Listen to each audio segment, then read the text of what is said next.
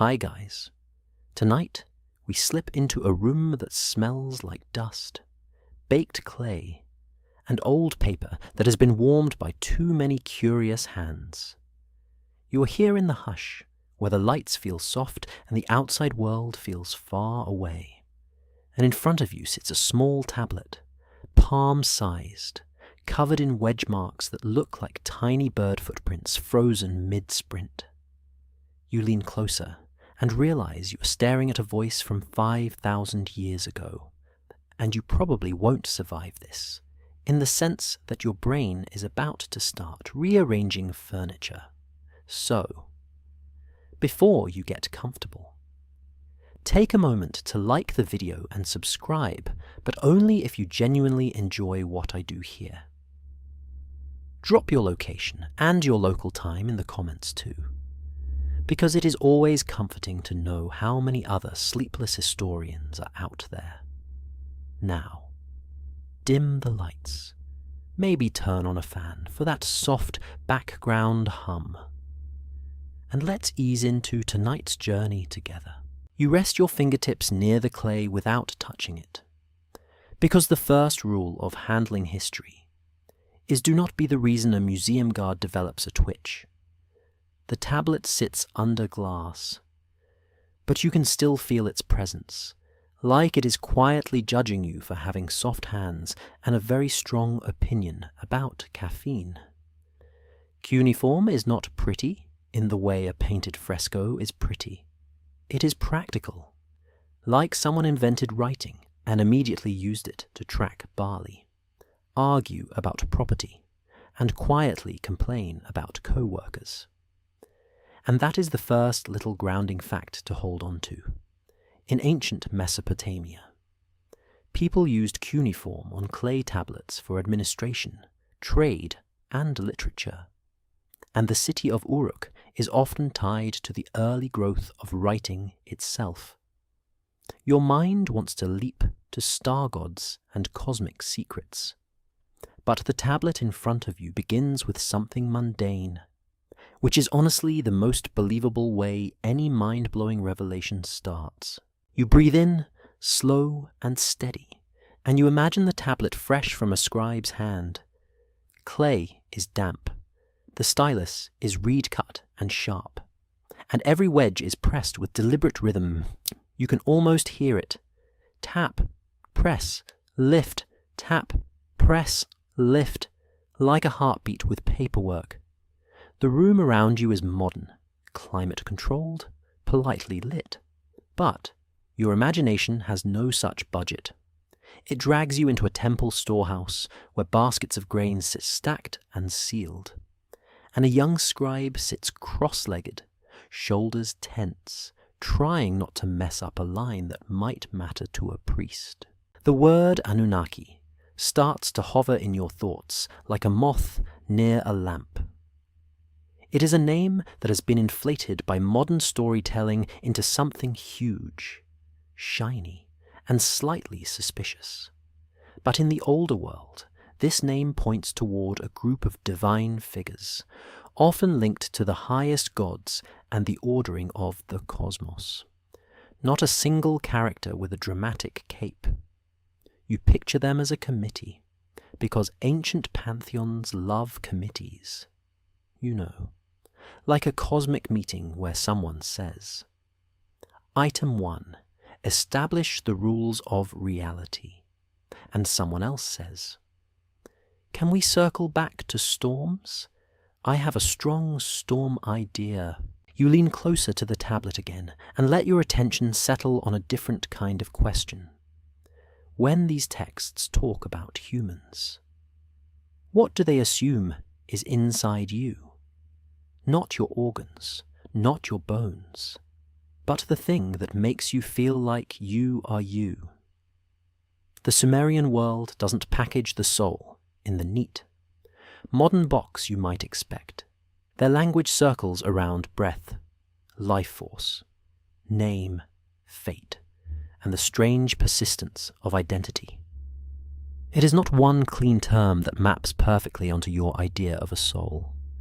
It is more like a bundle of threads, some bright, some shadowy, all tugged by gods who do not ask your permission first. You shift your weight and your knees complain, because your body is committed to reminding you that you are not an immortal being of light. You are an adult who sat wrong for 20 seconds. You smile anyway, because discomfort is a small price to pay for the weird thrill of decoding an ancient worldview. The tablet's marks do not give you a cinematic monologue. They give you a structure, a clue, a tone. The divine realm is bureaucratic. The human realm is fragile. And between them is a relationship that can feel less like love and more like employment. Here is where the first whisper of soul origins creeps in. Some Mesopotamian creation traditions describe humans as being formed to take on the labor that lesser gods resent. That is a mainstream, widely noted theme in the region's myths. Humanity exists to work, to maintain temples, to keep offerings flowing, to keep the world running. You do not have to like that. You just have to notice it. If humans are designed for function, then whatever inner essence you have might be described in terms of purpose, duty, and allocation, not romance, not self-expression, allocation. And yet, you also notice something softer underneath. The texts obsess over proper rites, proper names, proper offerings, proper respect. That obsessive care suggests that the human interior matters, at least enough to be managed. There are rituals for sickness, rituals for protection, rituals to interpret dreams, rituals to keep the dead from wandering back annoyed. If humans were just meat tools, why the elaborate spiritual paperwork? It starts to feel like the soul is not only a spark, but also a liability. Something that can drift, be stolen, be influenced, be scared out of you by a bad omen. Ancient people take the inner life seriously, even when they do not define it like you do. You let your gaze soften and you imagine walking in a Sumerian city at dusk. Bricks radiate heat. The air smells like river water and baked bread. Somewhere a lyre is plucked, thin and bright. In the temple precinct, priests wash, dress, and approach statues that are not simply sculptures, but bodies for the gods to inhabit. That belief alone changes everything. If a god can enter a crafted form, then the line between matter and spirit is porous. If a statue can host a presence, then what about you? A human body becomes a kind of vessel too. And the question becomes, who put the presence inside? And for what reason? Now you stumble onto a quirky tidbit that makes you blink, and then grin. There are ancient scribal jokes, little exercises, and school texts, where students complain about being beaten for mistakes or whine about the misery of scribal training. It is not exactly a cosmic revelation, but it is delightfully human. You are staring at an ancient world, and a student is basically saying, "I hate homework." In a civilization that built ziggurats, that tiny echo matters, because it proves the people behind the tablets are not abstract myth machines. They are living minds with irritation, pride, fear, and humor. If anyone is going to hint at something like a soul, it is these minds trying to make sense of their own inner noise. You keep reading in your head, not the exact lines, but the implication. Divine names appear, authority appears, order appears. And your modern brain tries to force a dramatic angle. Did the Anunnaki know something about where your soul comes from? The better question is subtler. What did these cultures think was owed to humans? and what was reserved for gods. In their stories, the gods own the big things: destiny, kingship, flood, drought, victory, defeat. Humans get the smaller slice: breath today, bread today, shelter today. But the presence of lamentations, prayers, and personal appeals suggests humans also believe their inner self can speak upward. A voice inside you can reach a god. That is a kind of dignity. Even if it is wrapped in fear, your eyelids grow heavier, not from boredom, but from the soothing rhythm of ancient logic. Press, lift, press, lift. You think about the undercurrent that runs through these tablets. The world is alive with intention. Nothing is random. If you trip, it might mean something. If you dream, it definitely means something. If you sneeze at the wrong moment, somebody somewhere is taking notes. You chuckle quietly because you live in the modern world where you can sneeze into your elbow and blame allergies. And these people might have blamed a divine memo. It makes your life feel simpler and also slightly less magical, which is a rude realization to have at night. As you sit with it, you allow one scholarly tension to rise gently to the surface. Historians still argue whether many of these mythic descriptions should be read as literal belief, poetic metaphor, or a shifting mix that depended on context, audience, and period. That argument matters because it changes how you interpret everything. Is breath just breath? Or is it a coded way to describe consciousness? Is a god's decree a story device, or a reflection of how real power works in a city where priests and kings shape reality for everyone else? You look at the tablet again, and now it feels less like an object and more like a doorway. The Anunnaki are not yet a sci-fi spectacle here. They are part of a system that explains why you wake up, why you work, why you fear the dark, and why you still hope someone upstairs hears you. You sense that whatever soul origins means in this world, it is going to come wrapped in duties, names, breath, and the unblinking gaze of gods who love order. And you, sitting here, are already caught in it, trying to translate an ancient certainty into your own restless, modern mind, which is ironically the most human thing you could do. You let the tablet fade into the background and your imagination slides into a living city, because words on clay are only half the story.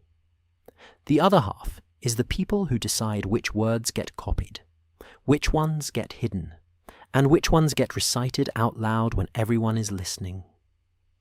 You walk through Uruk with bare feet in your mind, feeling the grit and warmth of sun-baked earth under you, and you pass walls that look almost too confident, as if the city itself is proud of being remembered. The streets smell like date syrup and animal pens and the faint metallic tang of the river. Somewhere, a donkey, brays like it, is auditioning for the role of most annoying sound in human history. And you think, yes, that is timeless. You drift toward the temple district, because that is where stories become official. The temple is not just a place for prayer. It is an institution with storerooms, workers, fields, and serious influence. Priests, administrators, and scribes form a kind of spiritual government. A mainstream historical fact settles into your mind. Mesopotamian temples functioned as major economic and administrative centers, managing land, labor, and offerings alongside ritual life. That means the texts that survive are not random diary entries from a poet who stared at the moon too long. They are often curated, copied, and preserved within a system that cares about authority. You step into a scribal school, and the mood changes. Here it smells like wet clay and sweat and impatience. A teacher paces, reed stylus in hand, and the students are hunched over practice tablets like tiny stressed accountants. They copy lists of words, lists of gods, lists of cities. And you realize that literacy here is not just skill, it is power. The ability to write means you can turn a spoken claim into a permanent one. You can make a contract that outlives the people who signed it.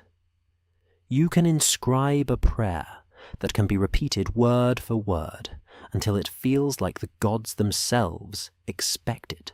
A scribe looks up at you in your mind, eyes tired, and you feel the human behind the wedges again. The scribe's job is to hold reality in lines, grain in, grain out, sheep counted, work assigned, offerings recorded. But scribes also copy myths and hymns. And this is where the Anunnaki drift into the room. Their names appear in lists of divine beings, in hymns that praise a high god, in stories that explain why humans exist at all. You sense something careful in the way the names are arranged, like seating at a dinner party where offending someone could cause a flood. You wander into a side chamber where tablets are stacked like bricks. Some are thick and official, others thin and personal. You imagine the sound when one is tapped gently with a fingernail. A dull, a satisfying click. This room feels like memory storage, and your brain makes the comparison it always makes. This is their cloud server. Except, instead of passwords, you have mud and fire. You smirk to yourself because the ancient world invents a data system, and then spends the next 3,000 years worrying about demons stealing it. Honestly relatable. Here the question of soul origins starts to take a sharper shape. Not because a tablet shouts an answer, but because the temple system treats the human inner self as something that can be managed through ritual. You notice how often a person's well-being is described as tied to divine favor. If you are sick, it might be because you offended a god. If you are anxious, it might be because a spirit is pressing on you. If you are lucky, it might be because your personal deity is doing their job. The inner life is not private. It is entangled with cosmic relationships. Then you find yourself standing near a priest who is preparing an offering. The priest's hands are clean, movements rehearsed. There is a sense of performance, but also sincerity. The statue in the shrine is treated as a living presence. Food is set out. Incense curls upward. The air feels thick, sweet, and slightly suffocating, like the room wants to trap the prayer and force it to be heard. You realize that in this worldview, communication with the divine is practical. You give, you receive, you respect, you are protected. It is not always tender, but it is functional. Like paying rent to the universe. A quirky tidbit slips in here, the kind that makes your eyebrows lift.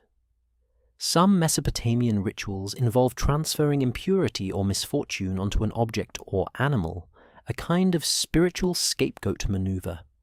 The idea is that badness can be moved around like a stain. That is fascinating for the soul question, because it implies the inner self is permeable. You are not sealed shut. You can be contaminated. You can be cleansed. You can be swapped, in a sense, between states. It is like the ancient version of saying your vibe got messed up. Except the solution is a ritual specialist with a very specific checklist. You listen to the murmurs of a chant. The words are formal, repetitive, hypnotic. Your eyelids want to droop because repetition is one of the oldest sleep technologies. But your mind stays alert because you notice something sneaky. If rituals can fix the inner self, then the inner self must be considered real enough to fix. And if priests claim the ability to fix it, then priests gain leverage. Suddenly, soul is not only a spiritual concept, it is also a social one. Whoever controls the story of what is wrong inside you can sell the story of what will make you right again. This is where the Anunnaki begin to feel less like random myth characters and more like part of a hierarchy that justifies authority. They appear in a divine family tree that gives weight to decrees, destinies, and cosmic rules. You are not only hearing stories, you are witnessing how a city explains itself. Kings claim divine mandate. Temples claim divine necessity. Workers accept their place because the gods arrange the universe this way. Your modern mind wants to protest. But you also know that modern systems do the same trick, just with different vocabulary and better marketing. You move through the temple archive and notice how some tablets are copied again and again across generations. That copying matters. It means certain myths and hymns become standardized. It also means choices are being made about what counts as correct. Historians still argue whether the differences between versions of these texts reflect regional theology, political changes, or the simple fact that scribes sometimes adjusted stories for local needs. That debate is not academic fluff. It tells you that the truth of a myth could be flexible, tuned like an instrument depending on who is paying for the performance. A faint thrill runs through you when you imagine a scribe quietly changing a line. Just one wedge, just one sign. And suddenly, a god's role shifts. A human's purpose shifts. A whole moral lesson leans in a new direction. You picture a scribe thinking, "No one will notice," which is exactly what every person thinks right before future historians notice. It is comforting in a petty way. Even the ancient world had office drama. Even cosmic literature had edits. You step outside again into evening air that feels cooler, and you look up at the sky. Stars are sharp here, not blurred by electric light. You understand why heaven feels close. You understand why gods feel like neighbors who can hear you if you speak loudly enough. And you understand why the origin of the soul might not be asked as a philosophical puzzle, but as a survival question. If your inner self depends on divine approval, you want to know who made it, who owns it, and who can revoke it. The city hums around you, and you feel how religion, economy, and identity braid together. The Anunnaki are not delivering a secret monologue in this space. They are embedded in the machinery of meaning. And you, walking through it, start to sense the uncomfortable possibility that knowing the soul's origin might be less about enlightenment and more about knowing who holds the receipt. You step into a quieter space where the air feels cooler, like the thick walls are holding back the heat and the noise. Here, the gods are not painted as distant, glowing mysteries. They are more like powerful neighbors with complicated schedules. You notice how people speak their names carefully, like the names are sharp objects. The Anunnaki sit inside this divine neighborhood as a collective, and you start to understand the first trick of ancient religion. The same word can feel different depending on who is saying it, where, and why. You move closer to a clay tablet being read aloud by a priest, and you hear the cadence of a list, names of gods, titles, domains. It feels like a roll call in a school, where the teachers are thunderstorms and the punishment is crop failure. And yet, the list has a logic. Certain gods belong to the sky, some to the earth, some to waters, some to the underworld. The Anunnaki often appear as a group tied to high authority in the divine order, sometimes associated with the offspring or the great ones of a chief deity. A mainstream historical fact lands gently. Mesopotamian religion was polytheistic with a structured pantheon, and different cities emphasized different patron gods, while still sharing many deities and myth motifs across the region. That explains why the Anunnaki can feel stable and slippery at the same time. You imagine a debate inside your own head, because you are you, and you cannot resist. Are the Anunnaki gods like Zeus throwing lightning? Or are they something else? The texts do not hand you a single clean answer. Sometimes they feel like a council of major deities. Sometimes they are described in a way that leans toward judges or decision makers, especially in underworld contexts. Sometimes they blur with other divine groups in later traditions. Your brain wants a neat label, but the ancient world laughs softly and says, "No, darling, you get vibes and hierarchies, not categories." You walk into a room where a storyteller is performing a myth, and you realize performance matters. This is not silent reading with a lamp and a blanket. This is voice, rhythm, audience, and expectation. When a god is described as terrifying, it is partly theology and partly theatre. When a council of gods decides something, it is partly cosmic explanation and partly social mirror. Humans live under councils too, under kings, elders, temple administrators. So divine councils make sense. They are the sky version of what people already know, except with more immortality and less accountability, which, again, timeless. Now the mind-blowing angle starts to shift. Instead of asking whether the Anunnaki were literal extraterrestrials, you notice a more grounded, but still eerie possibility. If the Anunnaki are a divine governing class, then their knowledge about humans could be framed as policy. How should humans function? What are humans allowed to know? What must humans do to keep the system stable? In that lens, the soul is not just a mystical spark. It is part of a governance model. It is the inner component that makes humans obedient, fearful, hopeful, and ritual compliant. You pause because that thought is a little too modern, like you just smuggled a sociology textbook into a temple. But then you look around and realize you did not smuggle anything. The temple itself is a system. The myths that explain humans are part of that system. It is not cynical to notice that. It is honest. A quirky tidbit pops up here like a strange little fish in a deep river. Some later esoteric traditions and modern fringe interpretations love to treat the Anunnaki as literal space visitors who engineered humanity.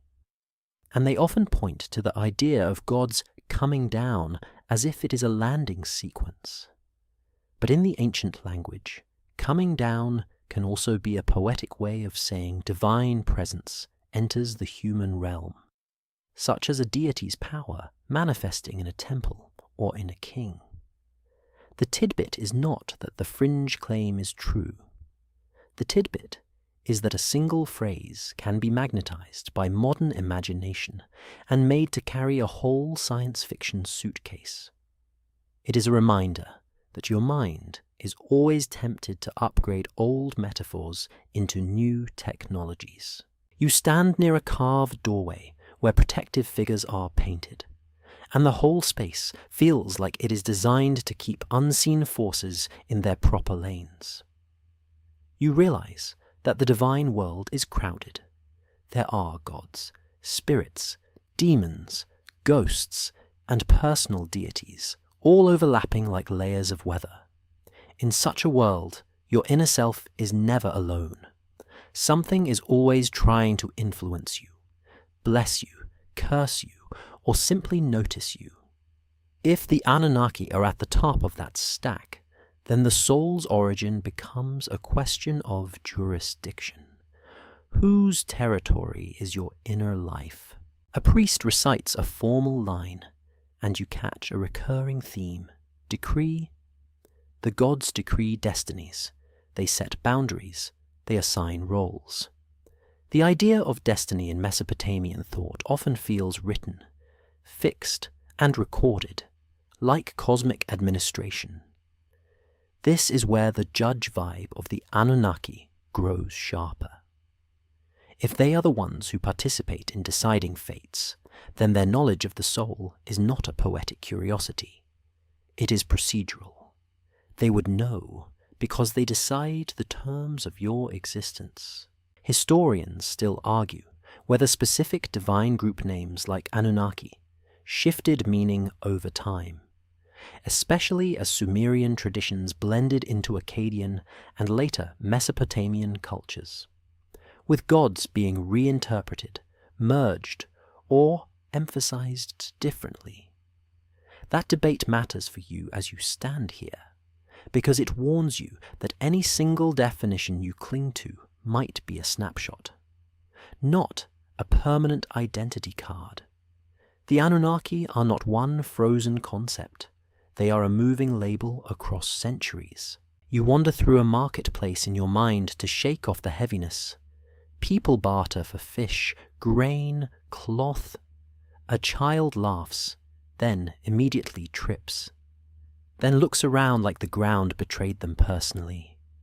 You chuckle, because the child's expression is the same one you make when your phone autocorrects a serious message into something humiliating. And you realize something important. Myths might deal in gods, but they are built for humans. The gods reflect human fears and needs. The Anunnaki, in their grandeur, might reflect a fear of distant authority and the need to believe that order exists, even if it is harsh. You look up again at the stars. They do not twinkle softly. They burn, crisp and sharp, like punctuation marks in a sentence you cannot fully read. You feel the pull to interpret them. Were the Anunnaki tied to the sky because the sky is power?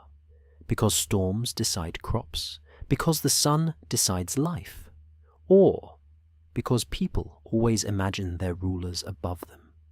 The thought settles like warm sand. The Anunnaki might know about the soul's origins in the same way a king knows about taxes. Not because the king invented coins, but because the king claims the right to collect. You inhale slowly and let the idea rest. The Anunnaki are not only characters. They are a framework for why you are here, what you owe, and what you can hope for. Your soul, in this frame, begins to look less like a private candle flame and more like a stamped document that says you are permitted to exist. Permitted to work, permitted to pray, permitted to die, and maybe, if the system is feeling generous, permitted to be remembered.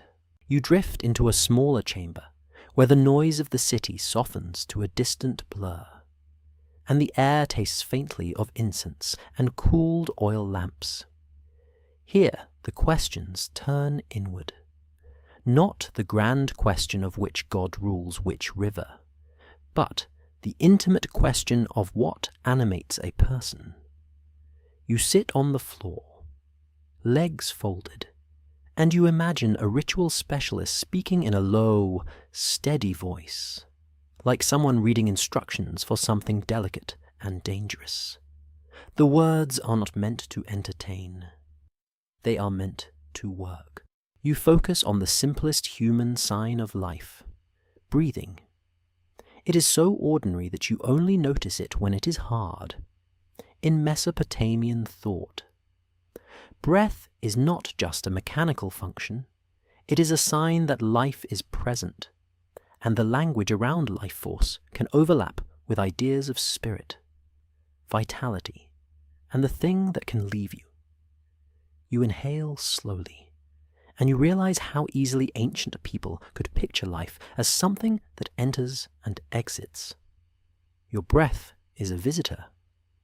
It comes, it goes, it can be taken, it can be returned, it can be interrupted. If you want a doorway into soul origins, breath is the first doorway, because it is the most obvious mystery that happens in your body all day. Then the chamber shifts in your imagination to a scribal desk, because this culture also treats names like they are alive. Your name is not a label stuck on you for convenience. Your name is tied to identity, reputation, and continuity. To have your name remembered is to have a kind of extended existence. To have your name erased is a second death. You picture a king carving his name into stone, not because he loves art, but because he loves not disappearing. The soul, in this view, can feel partly social. You exist in the minds of others. You exist in records. You exist in prayers spoken on your behalf. You exist in the mouth of a priest who says your name correctly. A mainstream historical fact settles here. Mesopotamian people practiced extensive funerary and ancestor-related rites, and they often believed the dead required proper offerings and remembrance to avoid becoming restless or deprived in the afterlife. That belief gives soul a practical edge.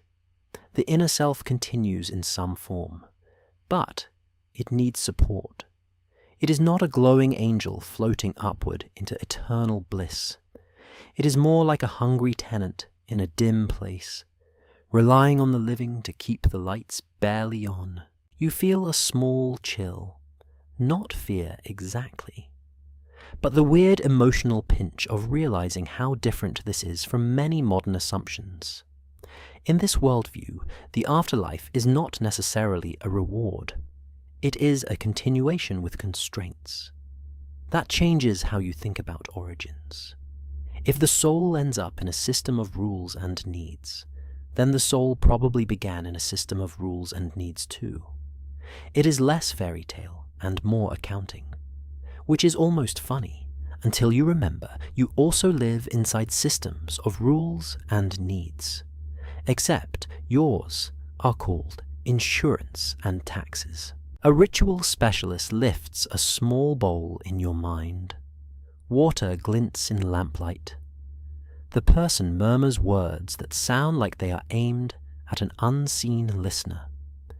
You notice how rituals treat the inner self as something that can be harmed by invisible forces. Illness is not only physical. Misfortune is not only random.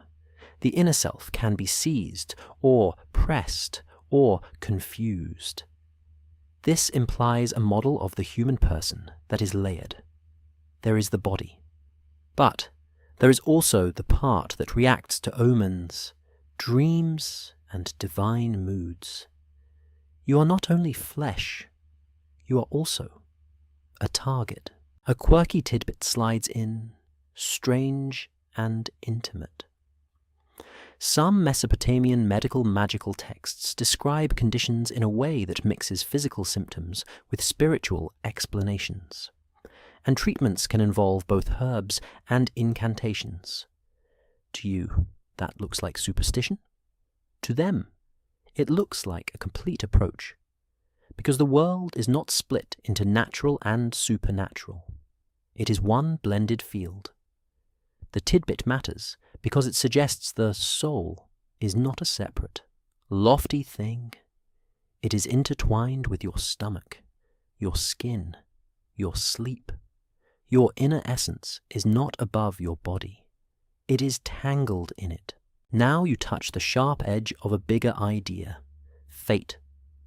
Mesopotamian stories often treat fate as something decreed by gods, fixed like a stamp on wet clay. There is tension here because humans still act, still pray, still bargain, still hope. If fate is fixed, why do anything? The answer seems to be that fate is powerful, but not always transparent. You do not know what the decree says, so you behave as if your actions matter, because sometimes they do. That is where the inner self lives. In the space between decree and uncertainty, your soul becomes the part of you that begs, negotiates, resists, and tries to align with forces larger than you. Historians still argue whether Mesopotamian ideas of fate were rigid determinism, or a more flexible framework, where divine decisions could be influenced by ritual and prayer. That debate is important because it changes the flavor of the soul. If everything is fixed, the soul is a passenger. If some things can be swayed, the soul is a negotiator. And you can almost feel ancient people living in that middle space, terrified and stubborn at the same time. Which is honestly the most accurate description of humanity ever. You walk to the edge of a canal in your mind. Water slides past, dark and slow, carrying bits of floating reed. The moon is a pale coin above you. You think about origin again, and you realize that ancient stories often talk about humans being shaped from clay, which matches the physical world. Clay is everywhere. Bricks are clay, tablets are clay, bowls are clay. So if humans are clay, it makes sense. But then there is the spark, the breath, the name, the fate. Those are not clay. Those are less visible. So where do they come from? In this chamber of thought, the Anunnaki feel like they might be connected to that non-clay part, not as aliens with syringes, but as divine authorities who distribute life, roles and destinies. If a god gives breath, then breath is a grant. If a god fixes a name in the cosmic order, then identity is registered. Your inner self becomes less like a wild, free flame, and more like a candle lit from a larger fire, with rules about how long it may burn. A small joke slips out of you as you imagine a cosmic registry office. You picture a stern divine clerk with a stylus saying, "State your name, state your purpose, state why you think you deserve joy." And you are standing there like, "I brought an offering, and also I am trying my best." The humor is gentle, but it makes the concept easier to hold. The soul as paperwork sounds bleak, but it is also strangely comforting. It means your life is seen. It means someone, somewhere, is keeping track, even if the tracking is a little intense. You turn back toward the temple interior and you notice a final detail: the careful handling of words. Incantations must be spoken correctly. Names must be pronounced correctly. Signs must be written correctly. This culture treats language as active, not merely descriptive. Words do things. They can call. They can bind. They can protect. If words can act on reality, then the soul might also be shaped by words. Your origin could be partly spoken into existence, not just formed by hands. You let the thought settle slowly, like dust falling in lamplight. Breath as life force, name as identity, fate as structure, words as power. In the middle of all that, you feel the outline of the ancient human soul, not as a single shining object, but as a bundle of permissions and vulnerabilities, given shape by gods who love order, and by humans who love surviving long enough to see morning. You follow the smell of smoke and stew into a courtyard where people are working, because creation stories do not float in empty space. They land in kitchens, workshops, and fields. A woman kneads dough in a wide bowl, pushing her palms forward with practiced force. A man repairs a basket, weaving reeds with quick fingers. Children chase each other until someone yelps, not from injury, but from the injustice of being tagged. The scene is ordinary, and that is exactly why it matters. If myths explain why humans exist, they must explain this: the endless rhythm of tasks. A storyteller sits on a low stool, voice steady, and you feel the tone change as the tale turns toward beginnings in Mesopotamian tradition. One famous narrative thread describes the lesser gods growing tired of labor. They dig canals, maintain the land, and eventually they complain. The myth turns into a cosmic labor dispute. A mainstream historical fact settles cleanly. The Atrahasis epic, preserved in Akkadian, includes a creation story where humans are made to relieve the gods of work, and it also contains a flood narrative. You do not need a citation to feel the weight of that fact. It is one of the major Mesopotamian mythic frameworks, and it is blunt about human purpose. You listen as the storyteller shapes the moment where the gods decide to solve their problem. Humans will be created, not as a gift, not as a romantic experiment, as a solution. Your stomach tightens a little because it is uncomfortable to be cast as an answer to someone else's exhaustion. But then you realize how honest it is. Even now, societies often create roles for people long before people get to choose their own. The ancient world just says it out loud. The creation act in these stories often involves clay, because clay is the obvious material of this landscape. Rivers deposit it, hands shape it, fire hardens it. But the myth does not stop at shaping a body. There is an added ingredient, often described as something divine, in Atrahasis. The story includes the killing of a rebellious deity and mixing that deity's flesh or blood with clay to form humankind. This is where the soul origins question suddenly becomes sharp enough to cut. If humans are clay, plus something from a god, then the inner self might be framed as divine residue, a fragment of a higher being embedded in the human form. You sit with that, because it is both poetic and unsettling. Divine blood sounds dramatic, but you also know that ancient people loved symbolic language that sticks in the mind. Blood can mean life. It can mean kinship. It can mean essence. It can mean debt. You can almost hear the storyteller letting the audience gasp at the gore of the divine act. But the deeper point might be simpler. Humans contain something that ties them to the divine realm, not enough to make them gods, but enough to make them accountable. A quirky tidbit surfaces that makes you tilt your head. In some retellings and later interpretations, the divine ingredient is framed not only as blood, but as a god's intelligence, a god's spirit, or a god's ability to speak and think. It is as if the story is trying to explain why humans aren't just animals that work. Humans are workers who can complain, plan, pray, and sometimes rebel. That little shift matters, because it suggests that what modern people call consciousness could have been mythologized as stolen, shared, or infused to divinity. The soul in that reading is not a gentle blessing. It is a managed leak of divine capacity.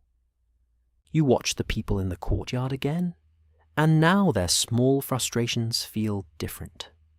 A man grumbles about the heat. A child sulks.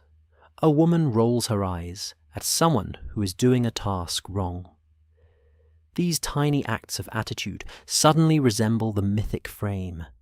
If humans carry a trace of a rebellious deity, then no wonder humans are complicated. No wonder you can be grateful and resentful in the same breath. No wonder your inner self sometimes feels like it is arguing with itself in the shower. You let yourself smile at a small joke that pops up because your brain needs one. If a god's essence is inside you, then your bad mood is not a personal failing. It is ancient divine inheritance. You can picture yourself telling someone, "Sorry, I snapped." It is the god ingredient acting up, and they would probably stop inviting you to dinner. Still, the humor helps you hold the idea without spiraling into doom. The storyteller continues, and the mood grows serious. Once humans exist, the gods expect order, offerings, work, temple maintenance. The system begins. Here the soul question becomes practical again. If humans contain divine essence, then humans might be valuable beyond their labor. They might be dangerous too. A divine trace could make humans capable of contacting gods, interpreting omens, and performing rituals. It could also make humans capable of crossing lines. The soul becomes the part of you that can reach upward, which makes it both a bridge and a risk. Historians still argue whether the Atrahasis creation motif of mixing a slain god's material into humans should be read as literal theological belief, a metaphor for the sacredness of human life, or a political myth that justifies human servitude by claiming humans owe their existence to divine sacrifice. That debate is not just scholars being fussy. It changes the emotional meaning of the myth. If it is metaphor, it is about dignity. If it is ideology, it is about control. If it is literal belief, it is about cosmic biology. You let the uncertainty sit there, because ancient stories often operate in all three modes at once. Your attention drifts to the flood portion of the tradition, not to retell it, but to notice what it implies. If gods can create humans because they need labor, they can also reduce humans when humans become inconvenient. That is a hard truth, and it frames the soul as conditional.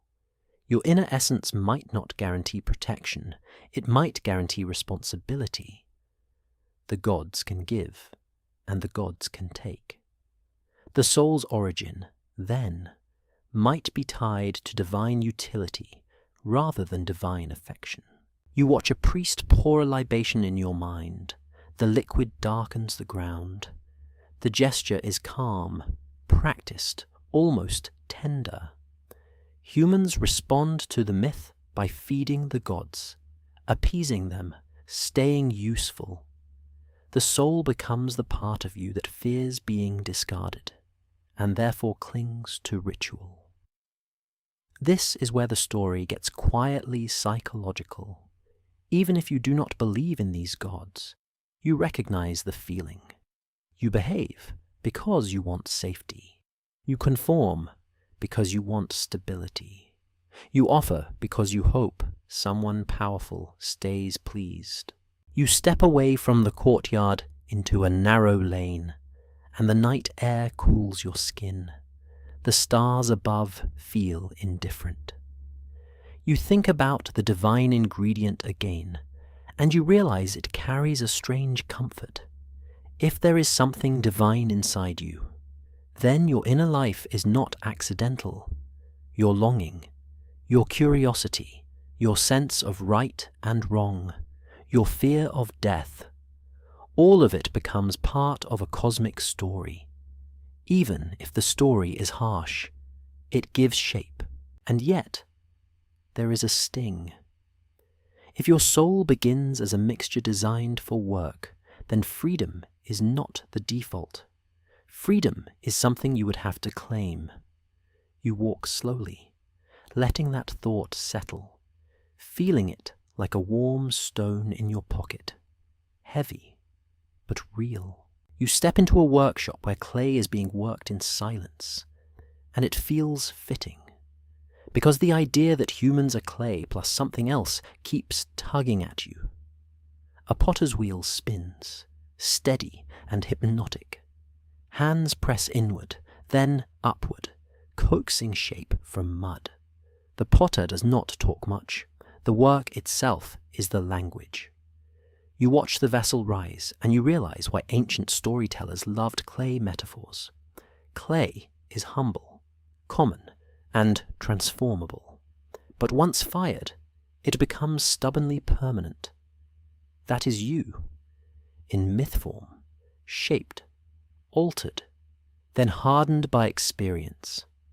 Your mind moves from the potter's wheel to the more controversial part of the creation motif, the one that modern audiences love to sensationalize.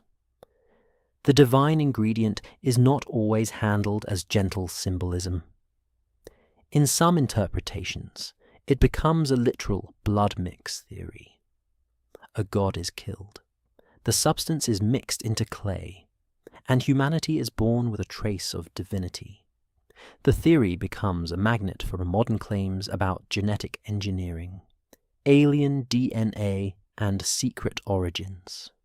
You can practically hear the clickbait voice in your head, and you softly shush it, because the ancient story deserves more respect than a dramatic thumbnail face. Still, you do not dismiss the discomfort. You examine it. Why is the blood motif so sticky? Because blood is the most visceral symbol of life. It is also the symbol of kinship. If a god's blood is in you, you are related to the divine in a way that is not purely metaphorical. That idea creates tension. It can elevate humans.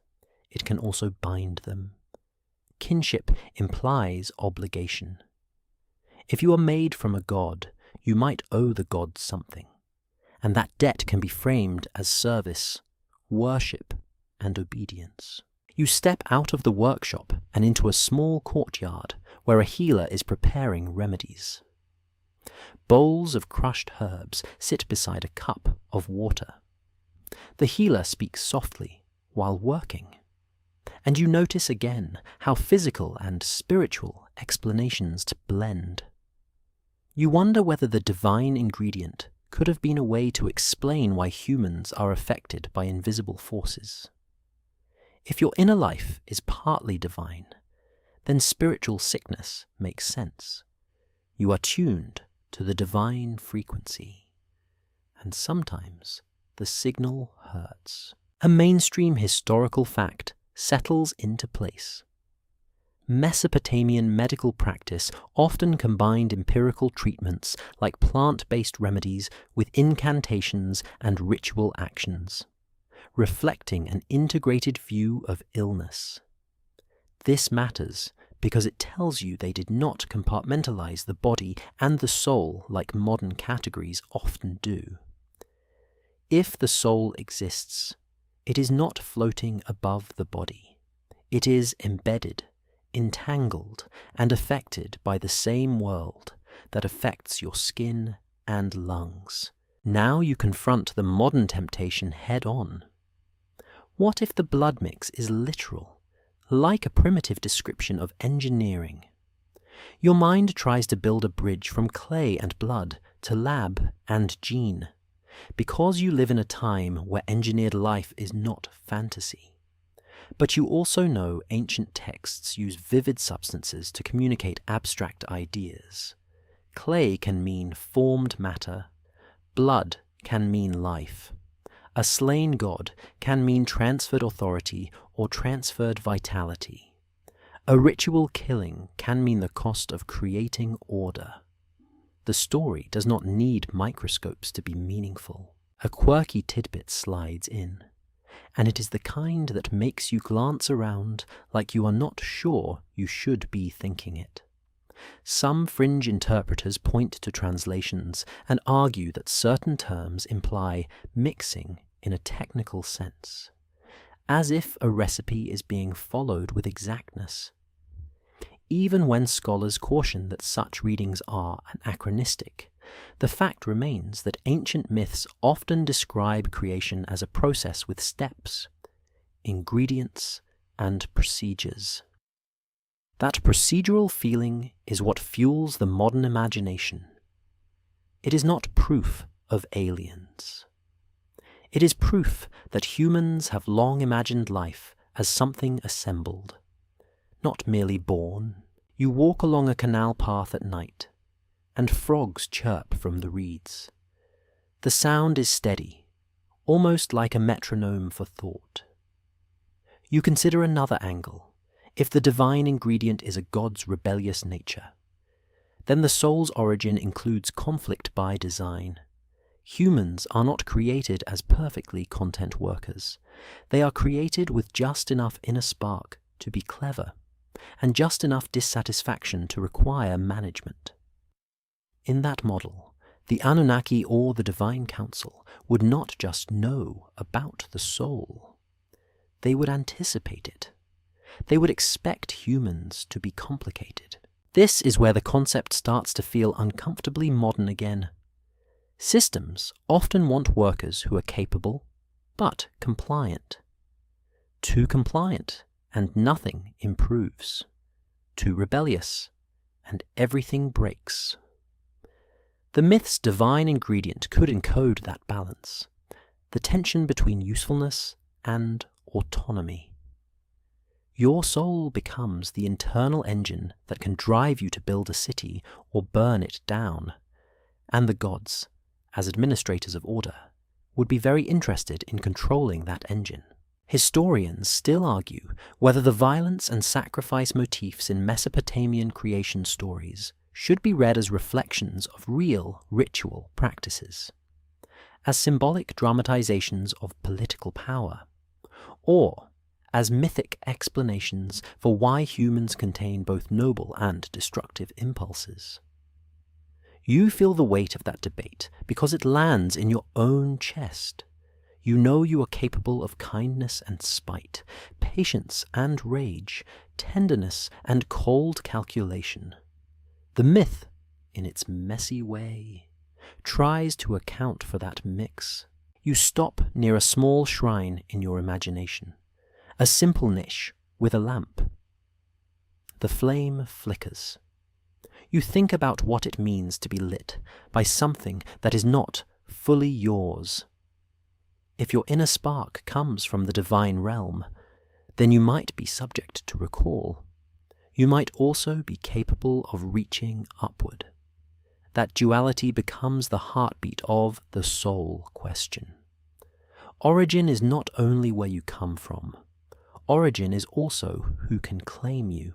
A gentle humor bubbles up again, because your brain likes to save itself with comedy. You picture a divine customer service desk. Hello, yes, I would like to return this human. It is making too many questions. And the clerk says, have you tried turning it off and on? You smile. The joke is silly, but it keeps the fear from hardening into dread. Ancient gods can feel terrifying, but you are allowed to breathe while thinking about them. You walk back into the city's quieter lanes. Dogs bark in the distance, then stop, as if they remembered the night is sacred. You imagine a scribe writing a creation account, and you wonder what that scribe felt while pressing wedges into clay. Did the scribe feel awe? Did the scribe feel resignation? Did the scribe feel the subtle thrill of writing a story that tells everyone else what they are? Because that is another piece of the puzzle. Creation myths are identity statements. They tell a society what humans are for, what humans can expect, and what humans should fear. If the myth says your soul is partly divine, then you are significant. If the myth says your soul is born from a slain rebel, then you are dangerous. If the myth says your soul exists to serve, then you are obligated. All three can be true at once, and that complexity is what makes the story last. You let the frogs and distant voices soften into a lullaby.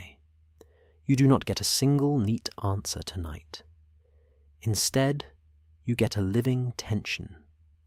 The blood mix is either a literal origin story, a symbolic explanation, or a political tool.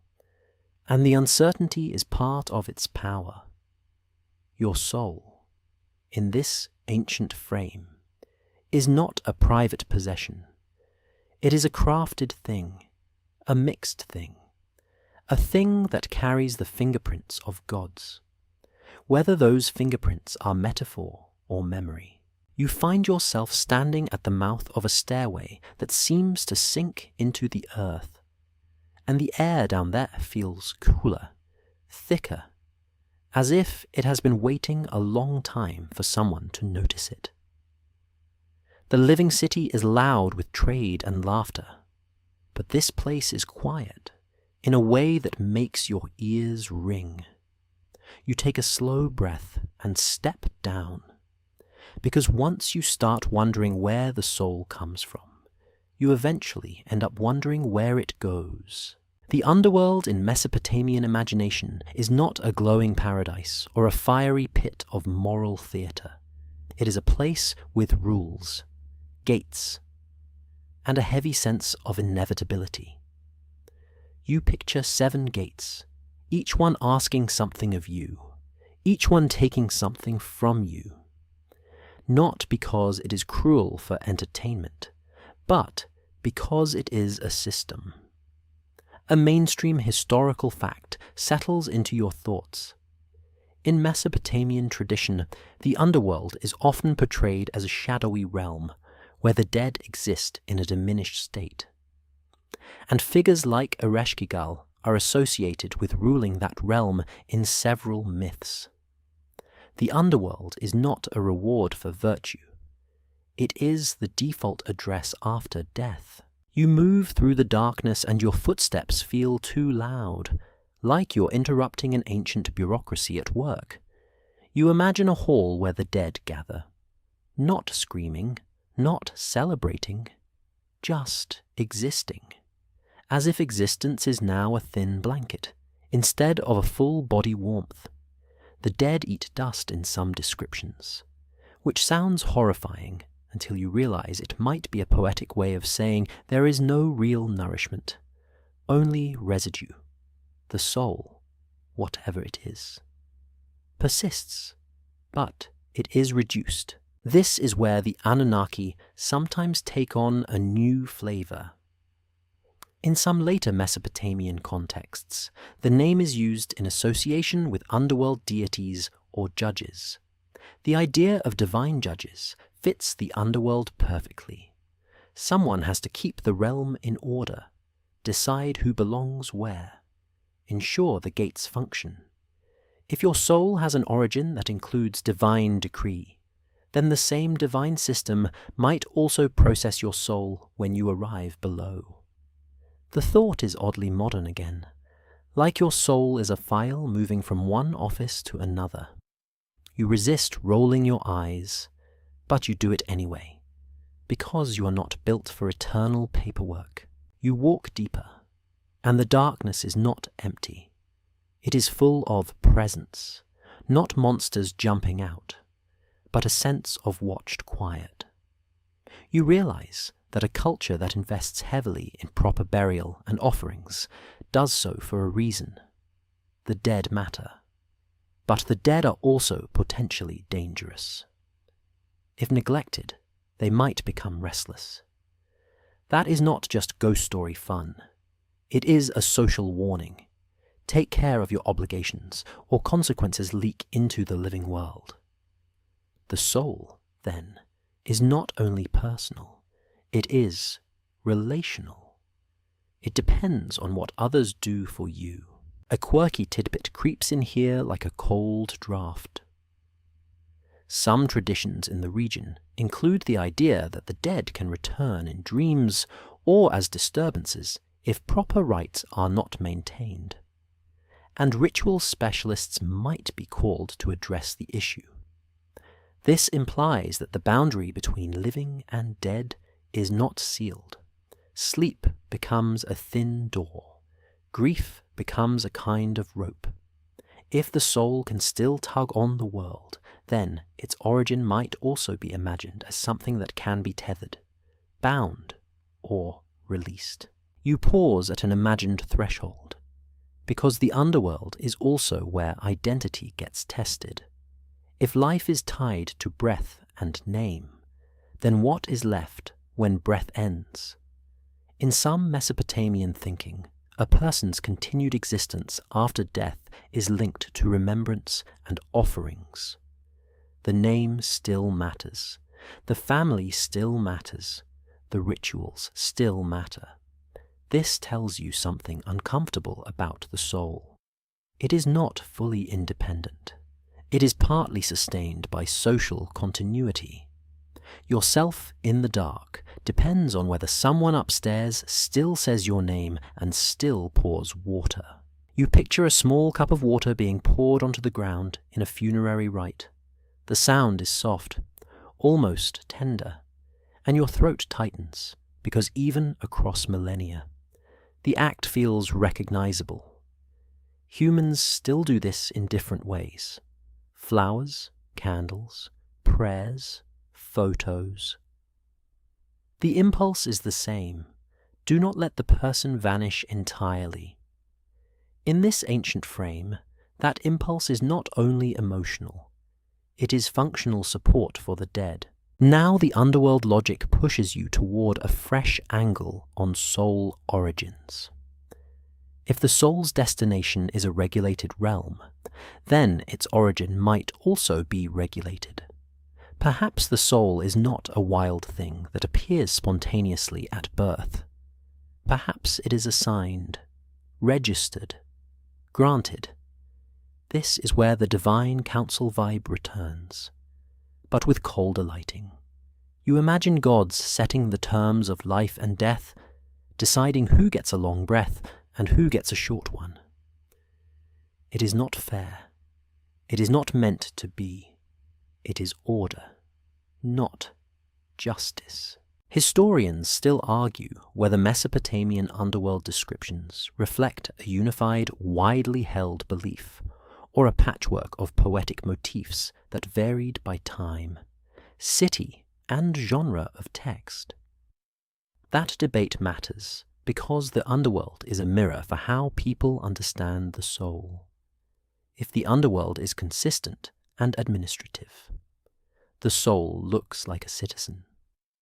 If the underworld is poetic and flexible, the soul looks more like a metaphor for memory and loss. You keep walking and you notice that fear in this world is not only fear of death. It is fear of being forgotten, fear of being cut off from offerings, fear of becoming a hungry shadow. That fear shapes behavior. It encourages family loyalty. It encourages proper ritual. It reinforces temple authority. Again, the soul is tied to systems. The underworld is not only a place. It is a pressure mechanism that keeps the living aligned. A soft laugh escapes you because your mind catches a ridiculous image. You picture a dead person in the underworld waiting for someone to bring offerings, like they are checking a delivery app. Estimated arrival, never. And the dead person sighs. Classic.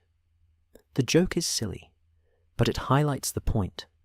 The dead are imagined as still having needs, still having patience limits, still being, in some thin way, themselves. You come to a hall where you imagine Ereshkigal as a presence more than a face, like a gravity field. She does not need to shout. The underworld itself is her authority. You realize that gods connected to death do not need thunder. They have inevitability, which is stronger. The soul's origin, then, might be imagined as beginning in the realm of the gods, but ending in a realm governed by different rules. And the transition is not a moral test. It is a transfer. You stand still, letting the silence settle into you.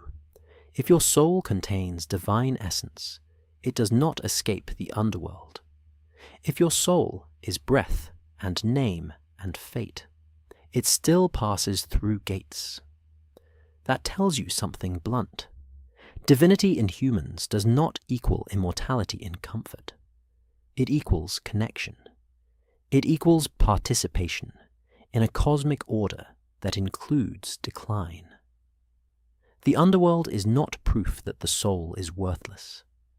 It is proof that the soul is part of a larger system that does not revolve around your happiness. You turn slightly, and the darkness feels less threatening now that you have named it. You feel a strange calm, as if understanding the rules makes the space easier to bear. You take one slow breath, feeling your own life force, your own warm lungs, and you realize that in this ancient worldview, the soul is not a ticket to escape. It is a thread that ties you to gods, to family, to rituals, and to the steady, unblinking structure of reality, even in the deepest dark. You wake inside a dream that feels more solid than waking life, the kind where textures are too vivid and sounds have a strange echo, like the world is speaking from inside a cave. Your feet touch a floor that seems to be made of polished clay, cool and smooth. A door stands in front of you, tall and plain, with no handle. You do not remember choosing to come here, but you also do not feel like you are trespassing. It feels like you have always had access. You just forgot the route. Dreams in the Mesopotamian world are not treated as random brain confetti. They are treated as messages, warnings, and sometimes official instructions. You stand in the dream and realize why. If the gods manage fate, and if humans are always trying to figure out what fate is about to do, then dreams become a communication channel. A mainstream historical fact settles in. Mesopotamian cultures practiced omen interpretation, and dreams were often considered meaningful signs that could be interpreted by specialists. Dream interpretation becomes a skill, a profession, and in some cases a political tool, because if you can claim you know what the gods hinted at, you can steer decisions. You walk through the dream door without needing a handle, which is classic dream logic, and inside is a narrow corridor lined with tablets that glow faintly, as if the wedges hold trapped moonlight. You run your fingers near one tablet, not touching, and you feel a tug in your chest, the sense that your inner self is being read. If a dream is a message, then who receives it? Not your body. Your body is asleep, drooling, or doing its best impression of an abandoned sack of flour. The receiver is the part of you that experiences, remembers, and feels. The soul, in this worldview, becomes the piece of you that can travel while the body rests. That is a big development, and it shifts the soul question into a new shape. The soul is not only what animates you and what goes to the underworld. It is also what moves sideways into the unseen while you still live. Sleep becomes a second kind of existence. Ancient people notice that dreams can change emotions, provide ideas, cause fear, and sometimes seem to predict events. So they build a theory. Something in you goes out and encounters something beyond you. A quirky tidbit slips in with a slight grin. There are dream texts and omen lists where specific dream images are given specific meanings, sometimes extremely literal, like dreaming of a particular animal or action corresponds to a precise outcome.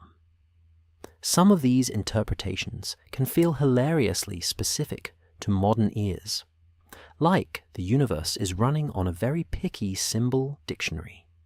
But the tidbit matters because it shows a belief in a coded reality. Dreams are treated like encrypted messages, and the interpreter is the decryption key. That gives enormous power to whoever claims to read them.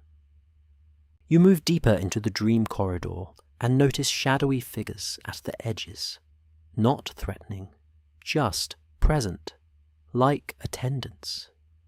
You wonder if they are gods, spirits, or parts of your own mind. The ancient worldview might not separate those options cleanly. The dream realm can host divine visitors, ancestral contacts, or troublesome spirits. It can also expose you to influence. That means the soul is not only a traveler, it is a doorway. Something can come through it. You hear a faint whisper, like wind brushing reeds, and you remember that in some Mesopotamian practices, rituals were used to protect a sleeper, to ward off nightmares or harmful spirits. If sleep requires protection, then the sleeping soul is vulnerable. You do not protect something that is meaningless. You protect what can be harmed. That makes the soul feel less abstract and more like a fragile organ. Now the Anunnaki angle returns in a fresh way. If divine councils decree fate, then dreams could be the way decrees leak into human awareness. Not fully, not clearly, but in hints. You imagine a god stamping a decree onto a tablet of destiny, and a faint impression of that stamp shows up in your dream, distorted by your own fears and hopes. The gods know because they decide. You know only through shadows, and dreams are where those shadows become images. Historians still argue whether ancient dream interpretation should be understood primarily as religious belief, as an early form of psychological pattern making, or as a social technology for managing uncertainty in a dangerous world. That debate matters, because it changes how you frame the soul's dreaming movement. If it is religious, the soul is a messenger-receiver. If it is psychological, the soul is your mind working through stress. If it is social technology, the soul is part of governance, because controlling interpretations controls actions. You walk into a dream courtyard where the sky is the color of deep ink. Stars hang low, too low, like you could reach up and steal one if you were brave or foolish. You consider the political angle because it is hard to ignore. A king who claims the god spoke in a dream can justify a war. A priest who claims a dream omen can demand an offering. A worried farmer who receives a nightmare might buy protection rituals. Dreams become currency. The soul becomes the wallet. You laugh softly because your modern brain makes the obvious comparison. Your phone gives you notifications all day, many of them useless, some of them urgent, and you still check them because the possibility of meaning is addictive. Dreams in this world are like divine notifications, except that you cannot swipe them away. You wake up and you are stuck with them. And you need someone to tell you if it means danger, fortune, or just that you ate too much garlic. If only there were an ancient setting called Do Not Disturb, God's Edition. The dream courtyard shifts.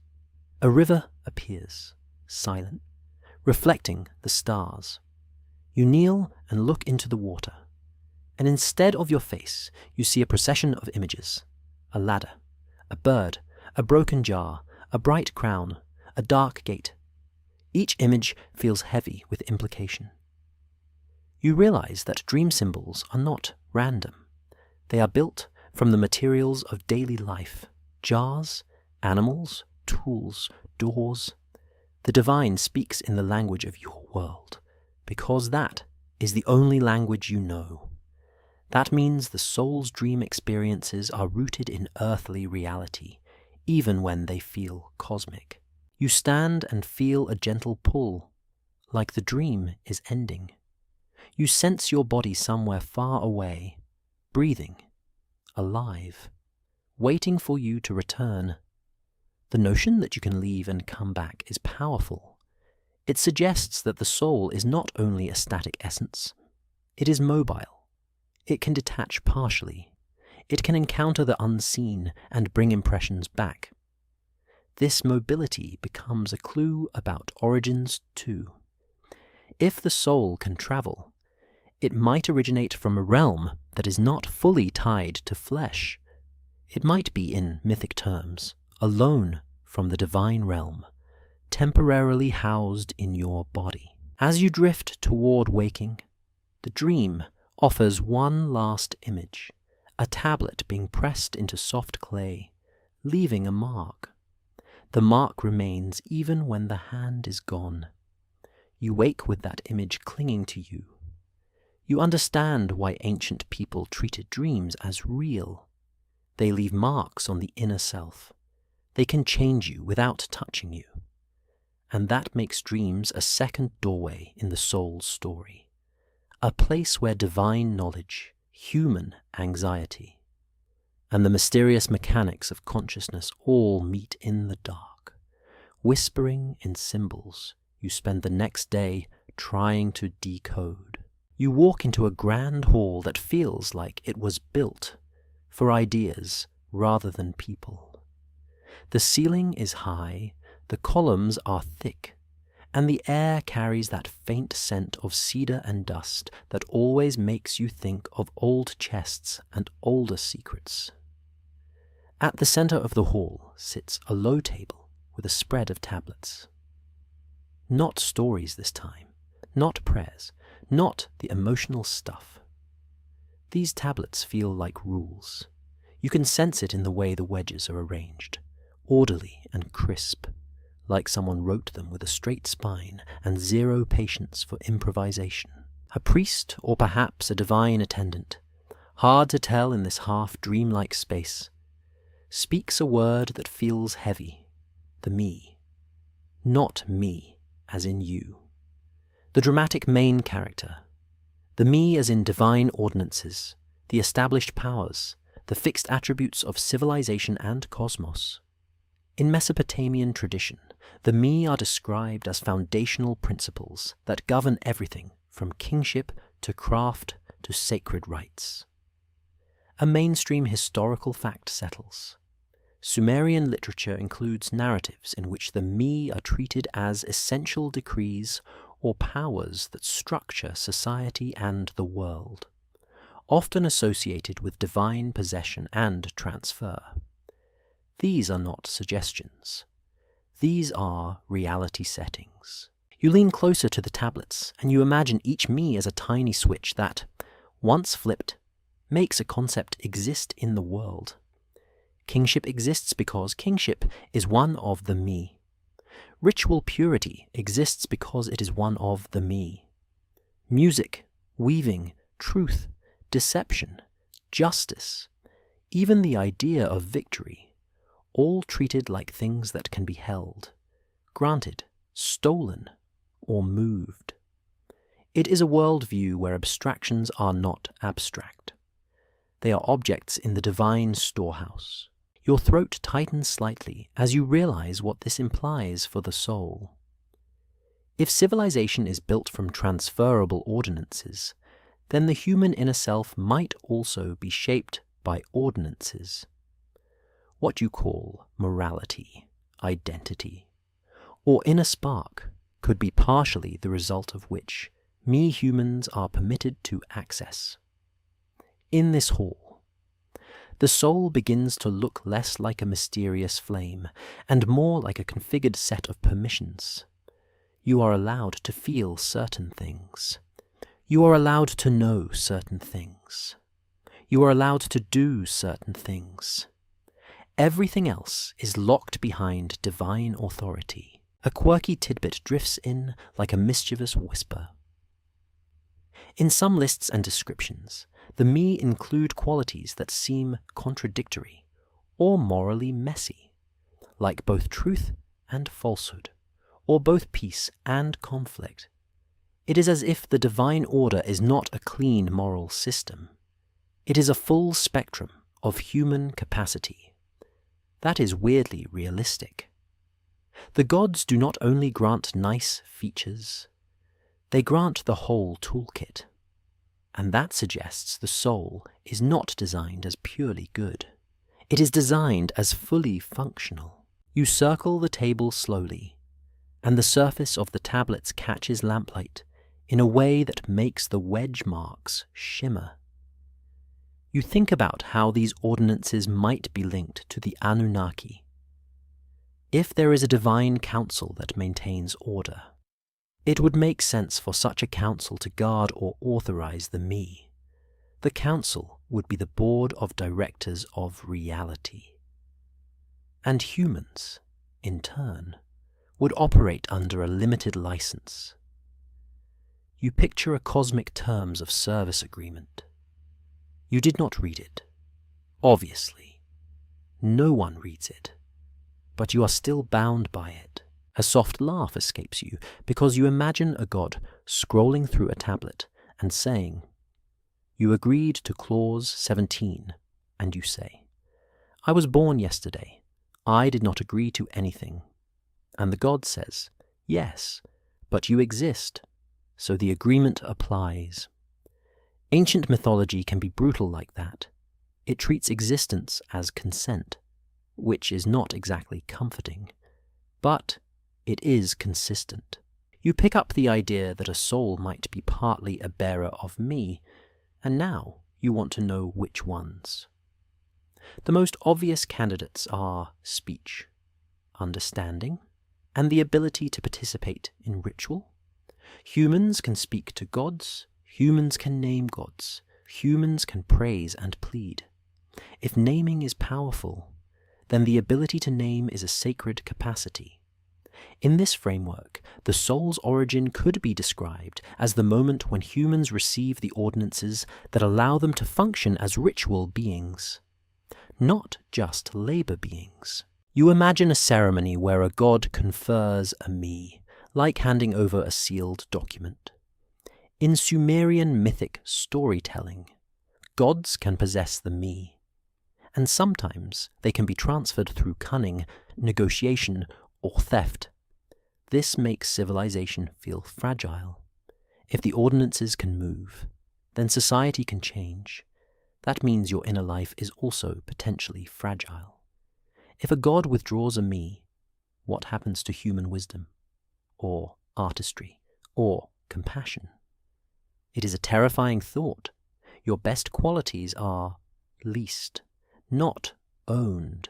Historians still argue whether the me should be understood as concrete divine artifacts within mythic narrative, as poetic personifications of cultural institutions, or as a way of conceptualizing how different aspects of society felt given and therefore sacred. That debate matters because it affects how you read the soul angle. If the me are poetic personifications, then the soul is a metaphor for cultural identity. If the me are treated as real divine powers, then the soul is a receiver of cosmic functions. You look around the hall and notice carvings on the columns showing scenes of order. People plowing, priests chanting, rulers seated, craftsmen working. It is like the hall itself is saying. This is what it means to be human. And that is where the me idea becomes emotionally sharp. The soul might be the internal alignment to these ordinances. To have a soul is to be capable of participating in the ordered world, to understand roles, to feel obligation, to recognize sacredness, to fear taboo, to admire authority. The soul is the part of you that can be domesticated by meaning. You walk toward a doorway at the far end, and the light beyond it is a warmer gold, like late afternoon. You sense that beyond this hall is the bustling world of people, and the contrast is striking. Here, everything is crisp and conceptual. There, everything is messy and physical. The me serve as the bridge. They are the divine blueprint that turns mud and breath into society. A small, sleepy joke comes to you as you cross the threshold. You think about how modern people download apps and grant them permissions without thinking. Allow access to contacts? Sure. Allow access to location? Fine. Allow access to microphone? What could go wrong? In this ancient frame, humanity is an app installed on Earth, and the gods decide which permissions are turned on. Creativity, enabled. Rebellion, partially enabled. Immortality, definitely not enabled. You grin because it is ridiculous, but it also makes the concept feel clear. You step out into warmer light with the sense that the soul is not only a spark and not only a traveler. It may also be a set of ordained capacities that make you human in a social and sacred sense. If the Anunnaki represent high authority, their knowledge about the soul could simply be their knowledge of the ordinances that define human existence.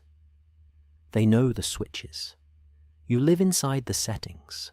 You walk into a palace courtyard where stone and brick meet in sharp, clean lines, and the air feels different here, heavier, with perfume.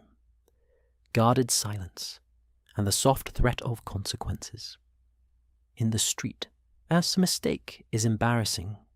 In a palace, a mistake becomes a proverb about you for the next 200 years. You keep your posture calm and your eyes lowered, because that is how you survive in a place where everyone is performing loyalty. At the center of the courtyard stands a carved throne platform. It is not just furniture. It is an argument. It says, one person sits above the rest because the universe agrees. The king's authority in Mesopotamian society is often tied to divine favor, and kings frequently present themselves as chosen by or supported by the gods. That is a mainstream historical fact, and you can feel it in the architecture. Every wall is built to make power feel natural. You watch attendants move like practiced shadows. You hear a scribe reciting titles. You catch words that link the ruler to heavenly order. In this world, kingship is not only political, it is sacred technology. The king is the hinge between gods and people, the one who ensures the temples run, the offerings flow, the enemies stay outside, and the canals do not collapse into mud. If the me are the ordinances of civilization, kingship is one of the brightest, most dangerous ones, because it gives one human a divine-flavored claim over everyone else. Now the soul question takes a sharp turn into control. If the inner self can be shaped by ordinances, then whoever claims access to divine authority can shape the story of what a soul is for. The palace and temple cooperate in that shaping. The king is praised as the shepherd of the people, which sounds sweet until you remember that shepherds decide where the flock goes. You imagine the king's voice, calm and ceremonial, and you notice how it frames human identity. You are subjects, you are workers, you are worshippers. You are protected only if you stay within the order. A quirky tidbit slips in, and it is delightfully strange. Some Mesopotamian kings sometimes claimed extraordinary origins or special divine relationships, not just as propaganda, but as a way to anchor legitimacy. When a ruler suggests that the gods shaped him differently, it implies that the ruler's inner essence is not the same as yours. His soul has a higher license level. That is a dangerous idea because it creates a hierarchy of human souls, not just a hierarchy of social roles. You feel your jaw tighten. The palace courtyard is quiet, but it vibrates with the weight of belief. You notice how ritual, myth, and administration braid together. A king funds temples. Temples bless the king. Scribes write it down, and the story becomes permanent. The soul becomes a political tool because it is a story about what you are. If people accept that their inner essence is designed for service, they are easier to govern. If people accept that the king's essence is closer to the gods, they are less likely to challenge him. It is not magic in the cheap sense. It is meaning used as leverage. You drift toward a rooftop terrace where the sky opens wide. The stars are visible even here, though palace lamps glow below. You imagine astronomer priests watching the heavens, tracking patterns, recording omens. Mesopotamian elites invested in celestial observation, partly for calendrical and agricultural reasons, and partly for divination. The sky becomes another layer of authority. If the heavens speak, and only specialists can interpret, then interpretation becomes power. The soul question gets swept into that too, because if the gods communicate through signs, then your inner self must be tuned to fear and obey those signs. Historians still argue whether royal ideology in Mesopotamia should be understood primarily as cynical propaganda, as sincere religious worldview shared by rulers and subjects, or as a complex mix where belief and politics reinforce each other. That debate matters because it changes how you judge the soul story in this context. If it is cynical, then soul origins are manipulated. If it is sincere, then soul origins are deeply felt. If it is mixed, then people both believe and benefit at the same time, which is perhaps the most human option. You watch a ceremony unfold in your mind. The king approaches a temple, washes, offers, and receives symbolic confirmation. The crowd watches. The ritual does not only honor the gods, it also teaches the crowd what reality is supposed to look like. You feel the lesson being pressed into everyone's minds the way a stylus presses into clay. The gods are real. The king is appointed. The order is sacred. Your place is part of a cosmic pattern. Your soul, whatever it is expected to align. A gentle joke arrives to keep you from getting too tense. You imagine the king's divine approval as a sort of ancient verified badge. The gods give him a little check mark, and everyone else is like, "Oh, he is verified. Guess we cannot argue."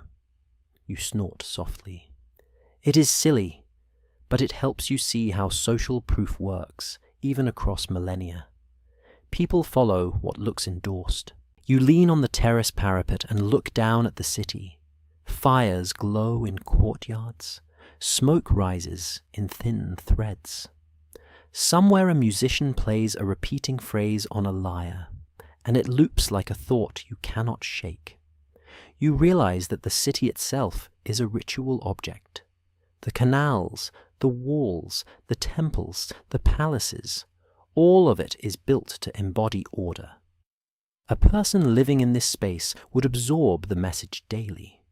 your soul would be trained, not by lectures, but by architecture and routine.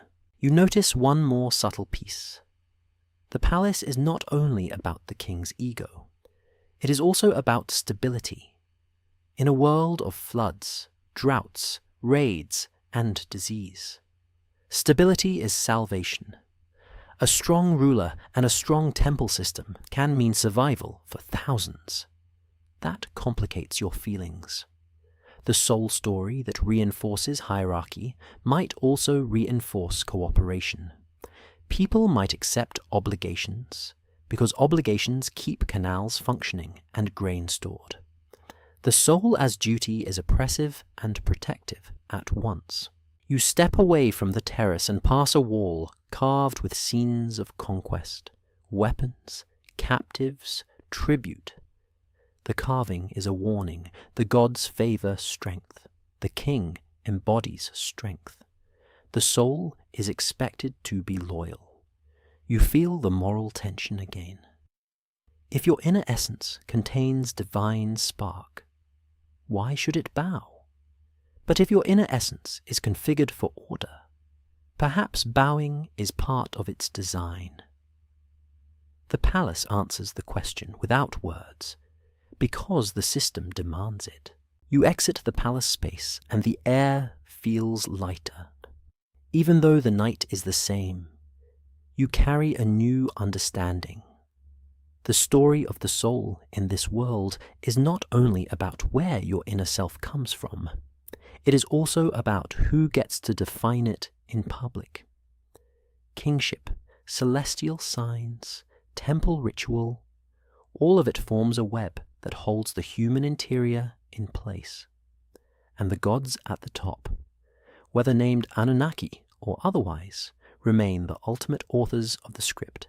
Everyone is expected to live. You slip away from the grand avenues and into the narrow lanes where the city feels more honest. Here, walls are patched, doorways are low, and the air smells like ash, onions, and damp reed mats.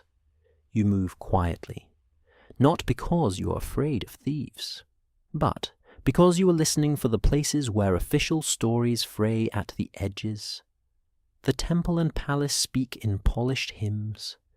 The margins speak in scratches, jokes, and odd little notes that cling to clay like stubborn fingerprints. You find a small room where a scribe works alone, lamplight pooling around his elbows. The room is cluttered with practice tablets, discarded styluses, and a basket of clay lumps that look like they were chewed by a nervous goat. The scribe is copying something important, but you can tell he has a private side because he keeps one tablet separate, half hidden. You lean closer and imagine what is on it. A list of unusual words, a fragment of a myth, a line of commentary that is not meant for the public voice. This is where you start finding the weird stuff. The formal texts talk about gods in measured tones, but the small texts sometimes show the gods as moody, hungry, jealous, and occasionally ridiculous. You smile because nothing human survives without humor, not even a civilization that builds giant stair mountains to heaven. A mainstream historical fact settles into your mind.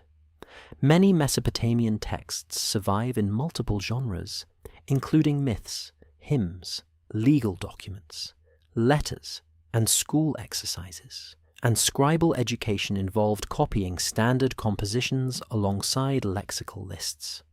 That mix is a gift because it means you can glimpse both the official worldview and the everyday scribal mind that keeps rewriting it. You pick up a tiny practice tablet in your imagination, and the wedge marks are uneven. It looks like a beginner wrote it. There is something comforting about that. History is not only kings and gods. It is also students messing up. You imagine a teacher sighing, pinching the bridge of his nose, and saying, "No, you pressed the sign wrong again." which is basically the ancient version of "please read the instructions." The oddities begin to stack up. You find strange epithets for gods that sound almost like nicknames, titles that make a deity feel less like a cosmic force and more like a personality in a crowded family. You find lists of divine beings that do not match other lists perfectly, as if someone in one city insists a certain deity belongs in the top tier, while another city politely disagrees. In the gaps between the lines, you feel the living argument of religion. It is not static. It is negotiated. Then you stumble on a quirky tidbit that makes you blink, and then grin. Some tablets preserve small, almost casual notes about omens and unusual events, like odd births of animals or strange behavior in the sky. And these notes can read like the ancient version of a group chat rumor. A calf was born with an extra leg. What does it mean? You can picture someone saying it with genuine fear and someone else saying, "It means you need to stop staring at calves and go do your job." The tidbit matters because it shows how the boundary between cosmic meaning and daily life is thin. People do not only ask big questions in temples, they ask them in barns. You walk through a scribal archive where shelves are packed with tablets of different sizes, some chipped, some neatly sealed in clay envelopes.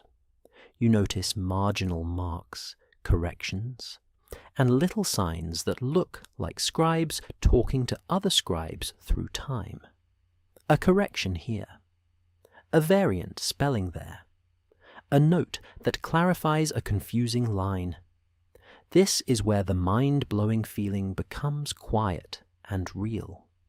Not because you find a single secret sentence that declares the origin of the human soul, but because you see how fragile the transmission of meaning is. A single wedge can change a god's name. A missing corner can erase a clue. A scribe's choice can shape what thousands of people believe.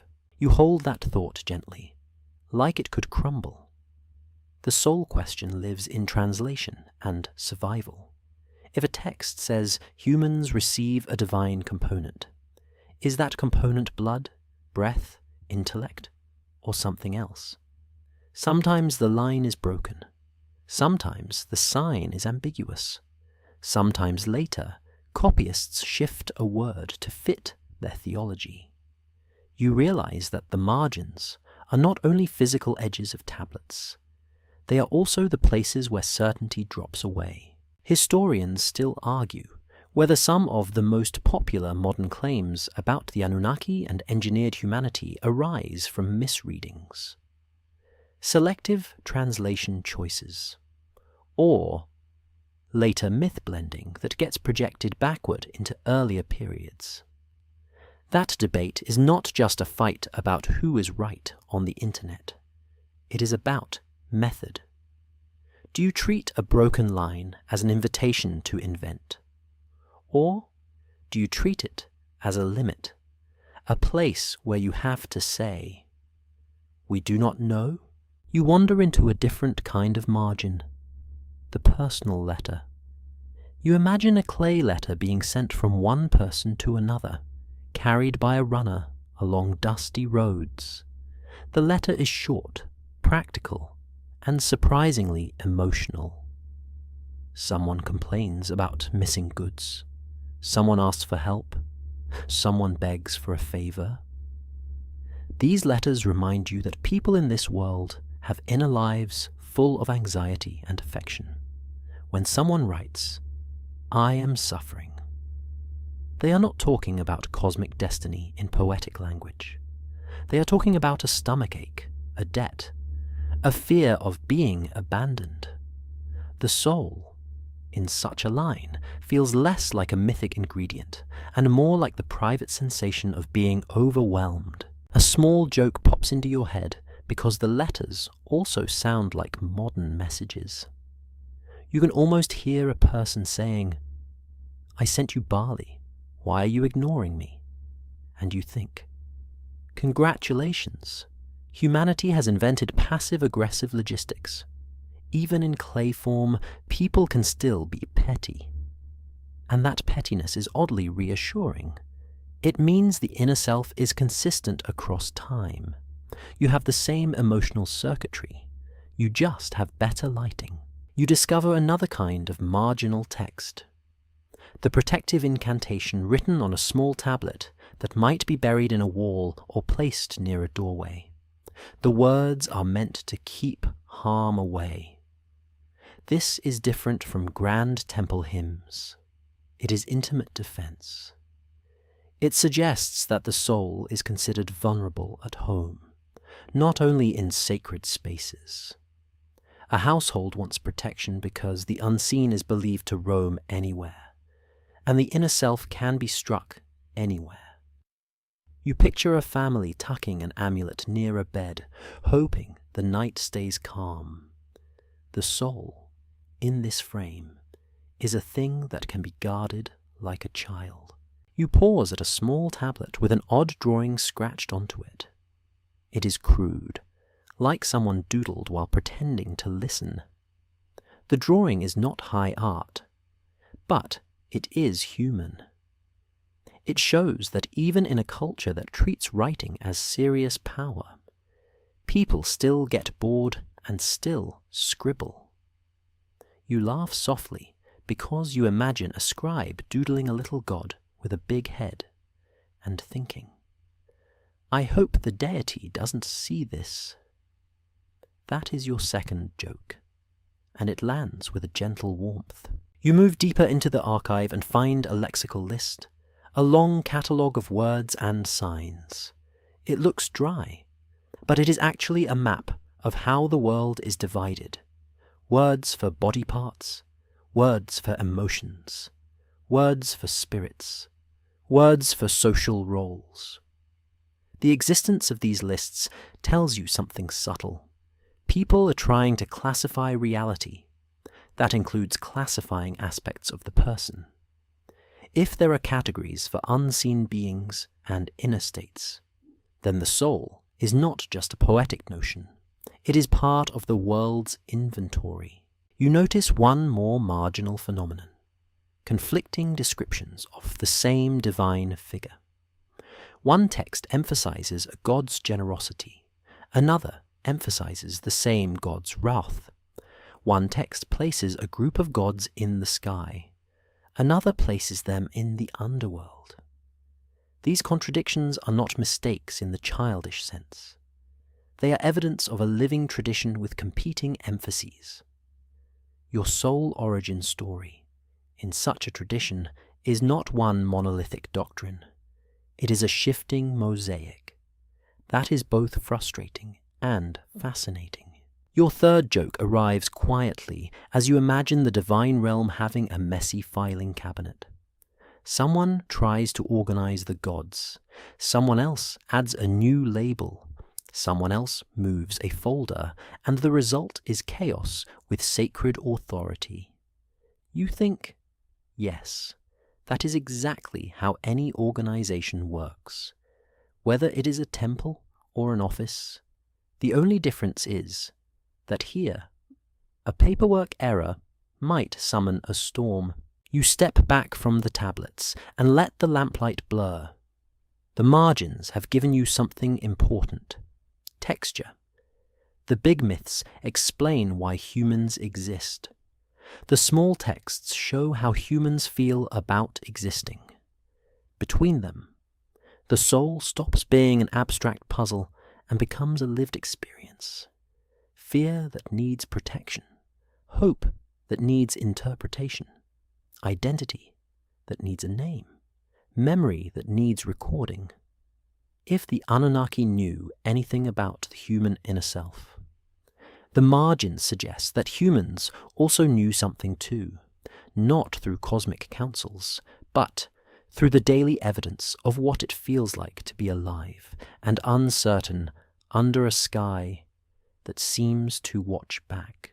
You step into a different kind of room, not a temple, not an archive, but a modern study space that smells like coffee and dry paper, where the clay tablets are now photographs, transliterations, and careful drawings in books.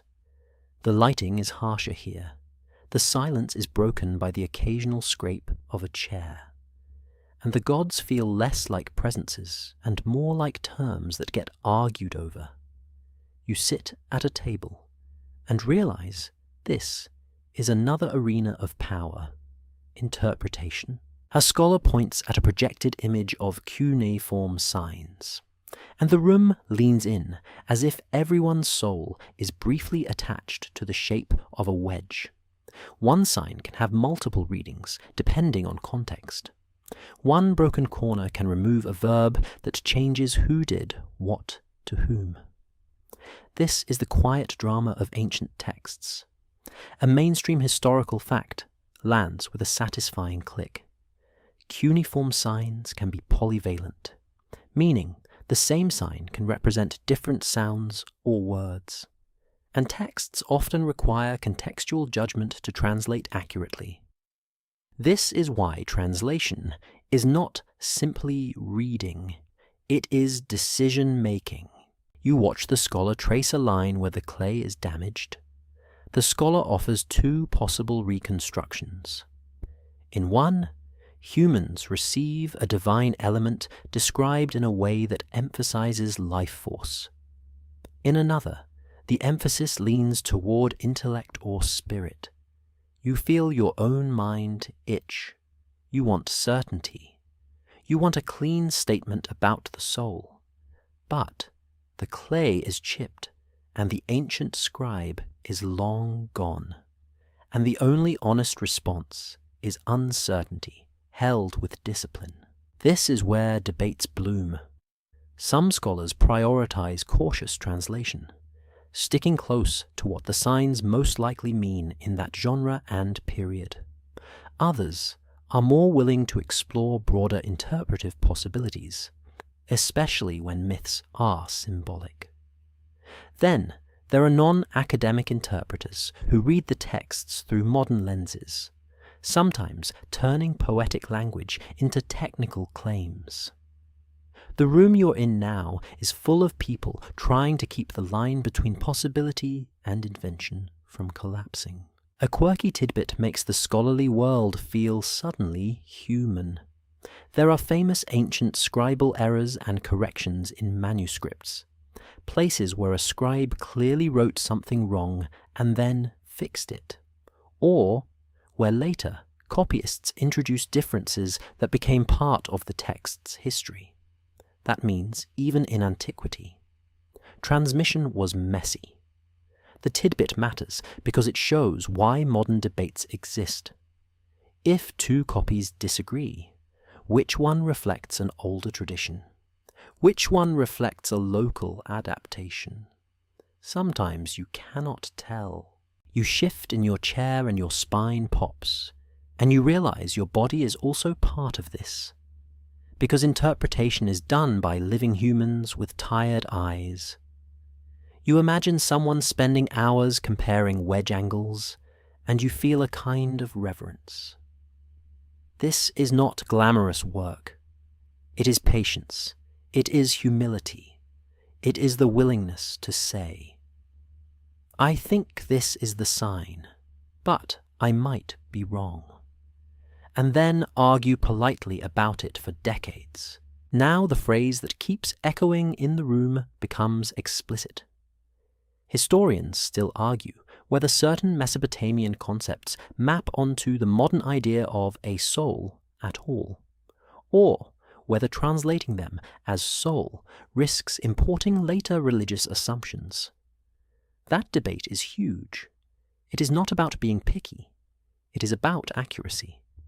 If a term refers to breath, does it imply an immortal essence or simply life? If a term refers to a ghost, does it imply a personal self that continues or a shadowy remainder? If a term refers to name and reputation, does it imply identity as memory rather than spirit? You feel the debate like a gentle tug on your mind, because you want the ancient texts to answer modern questions. You want them to say, "Here is your soul. Here is where it came from. Here is what the Anunnaki knew." But ancient texts are not written to satisfy your curiosity. They are written to explain a world of floods, kings, temples, and fear of the unseen. Sometimes the soul is not a single thing. It is a cluster of ideas. Life breath, personal ghost, social name, and fate decree. A scholar in the room points to how myths move across languages. Sumerian compositions are later copied and adapted in Akkadian contexts. Names shift, roles shift, word choices shift. The same divine figure can be reframed. This matters because a soul origin motif might look different depending on the language and period. Your mind starts to see the tradition like a river, carrying themes downstream, picking up silt, carving new channels. A small joke slips in because you need one. You imagine translating an ancient sign, and your phone's autocorrect barges in like an uninvited demon. "Did you mean alien DNA?" And you're like, "No, I meant life force." And the phone says, "Too late, trending now." You grin. It is silly, but it captures a real problem. Modern culture loves dramatic interpretations, and drama spreads faster than careful philology. You listen as the room discusses methodology, context, comparative texts, genre, scribal conventions.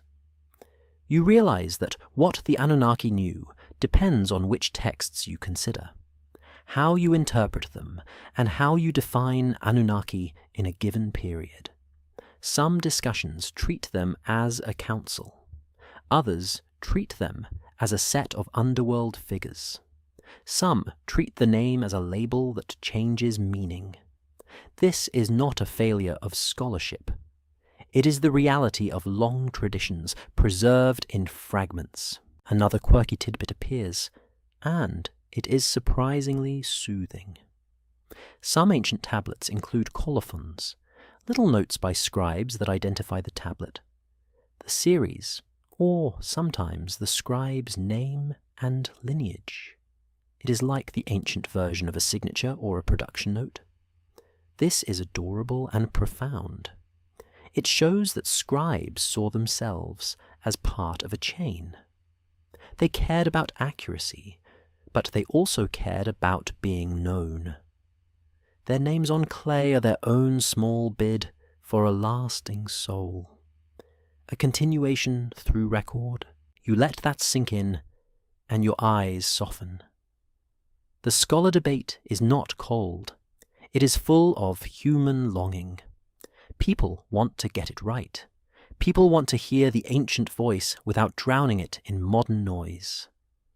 This is where the mind-blowing feeling becomes gentler, more mature. The biggest revelation is not that a hidden sentence proves a cosmic secret.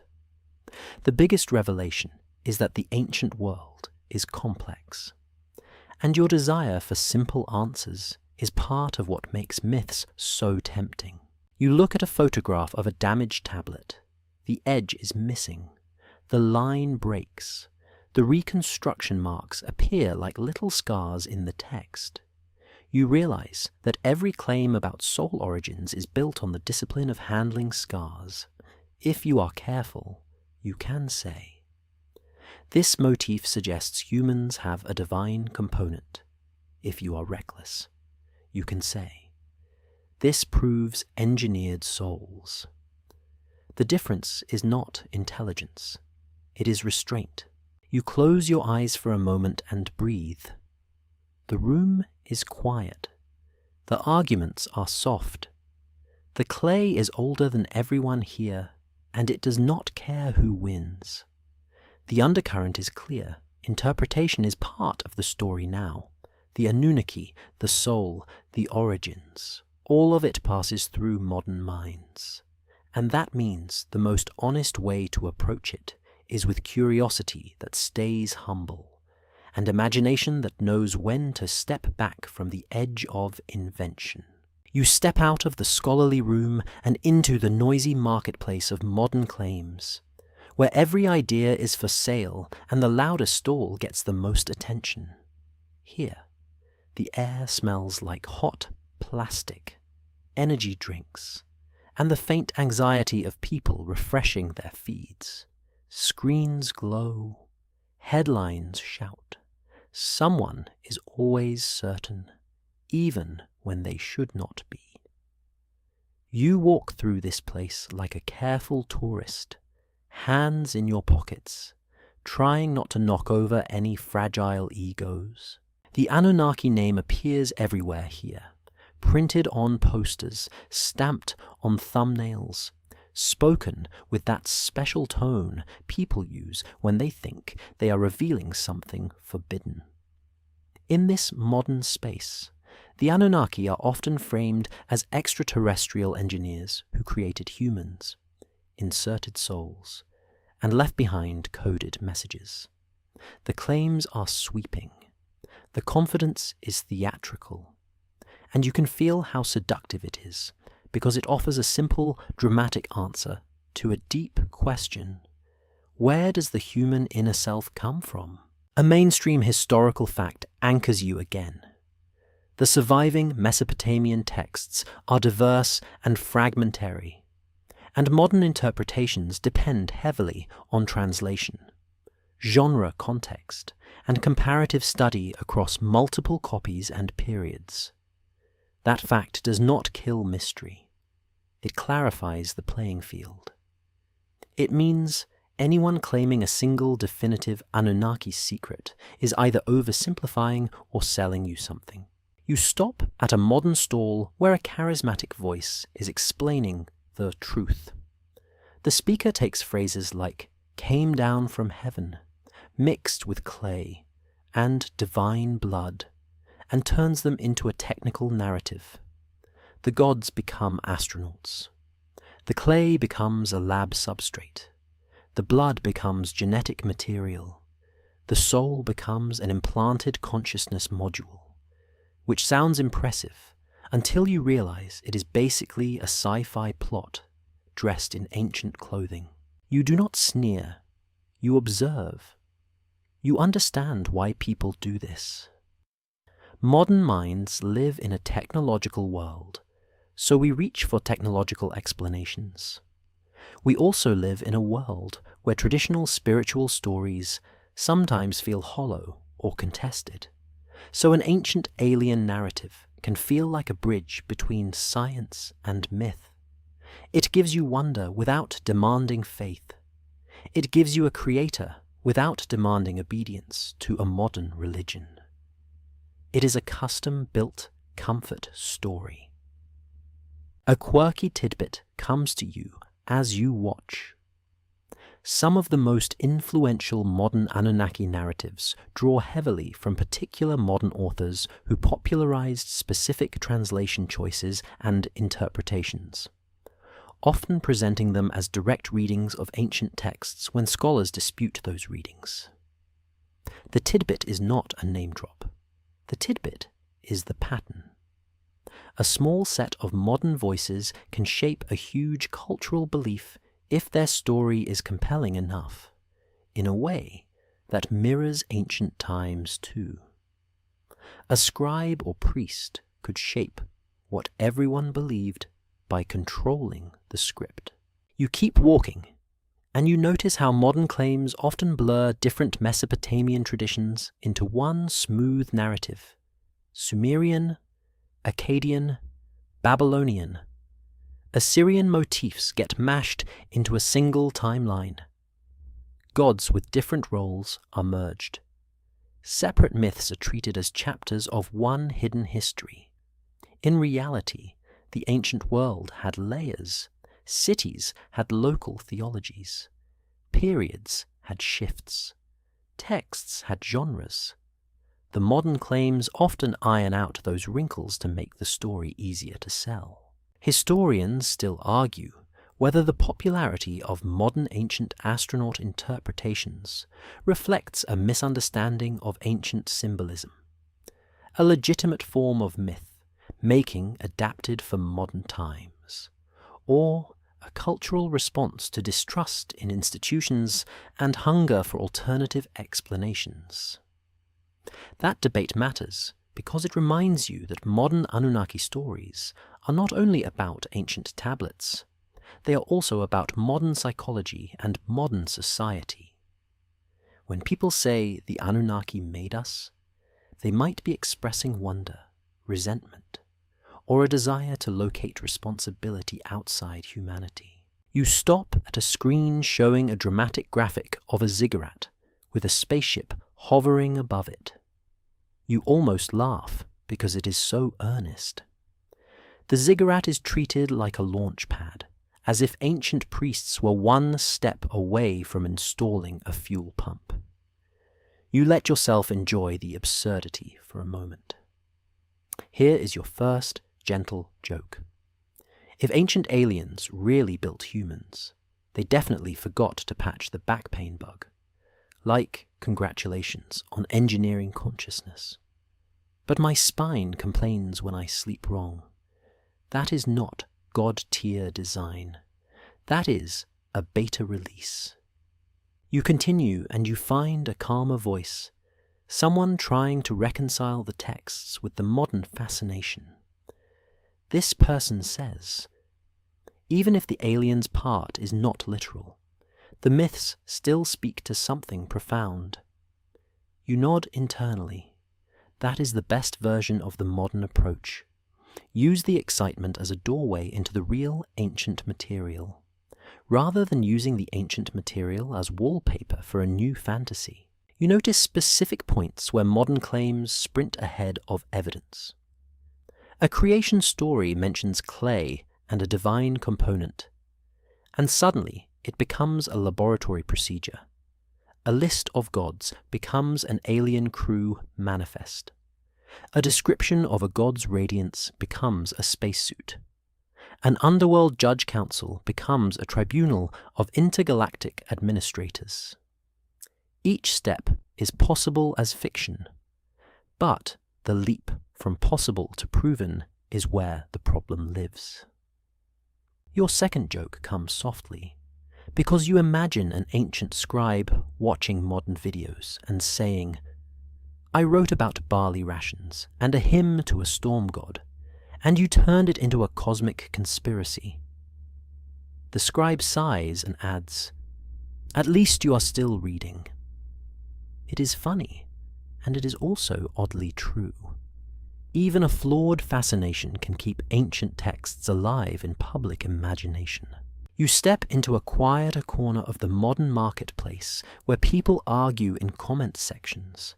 Some demand hard proof. Some claim spiritual certainty. Some insult each other like it is a sport. You realize the soul origins question is high stakes for many people. It touches identity. If your soul was created by gods, you might feel chosen. If your soul was engineered by aliens, you might feel like a product. If your soul is purely biological, you might feel alone. People do not argue because they love arguing. They argue because the answer affects how they cope with being alive. You sit for a moment, letting the noise wash over you like static. The best approach is neither blind belief nor cold dismissal. It is discernment.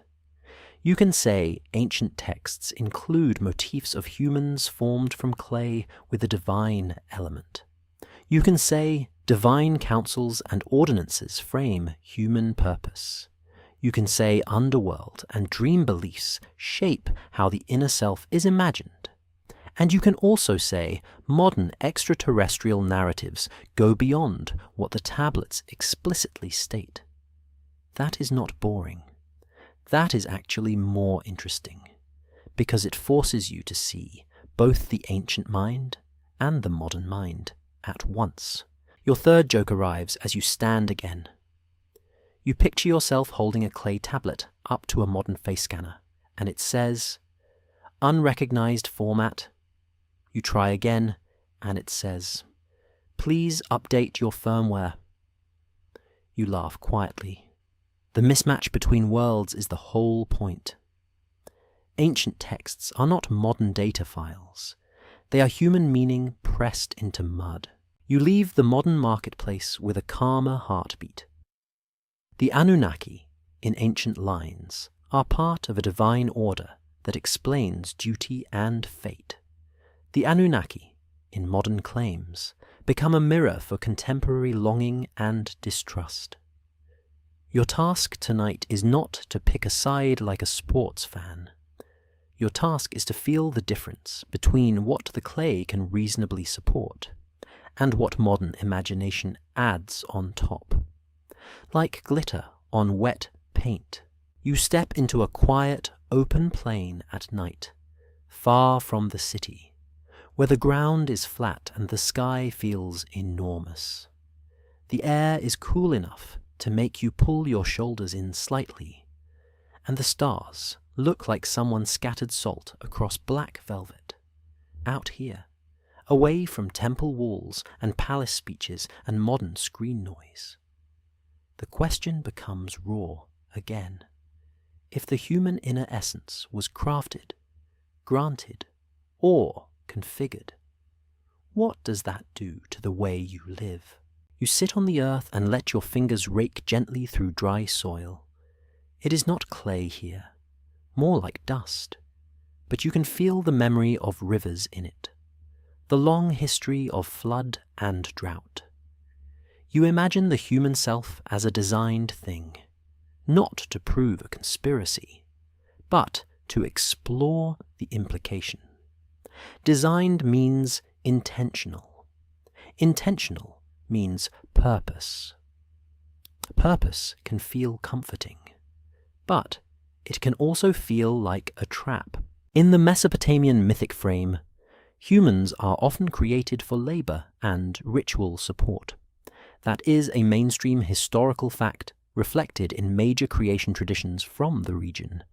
If you accept that, then the engineered soul idea becomes less about DNA and more about function. Your inner essence might be the component that makes you capable of work with meaning. Not just moving bricks, but believing the bricks matter. Not just farming, but believing the harvest is tied to cosmic order. The soul becomes the mechanism that turns obligation into identity. You stare up at the stars and think about how that mechanism could be installed. It could be given through breath, as if life itself is a divine loan. It could be given through ordinances, as if human capacities are permissions. It could be given through a divine ingredient, as if consciousness is partly sacred substance. However you imagine it, the implication is the same.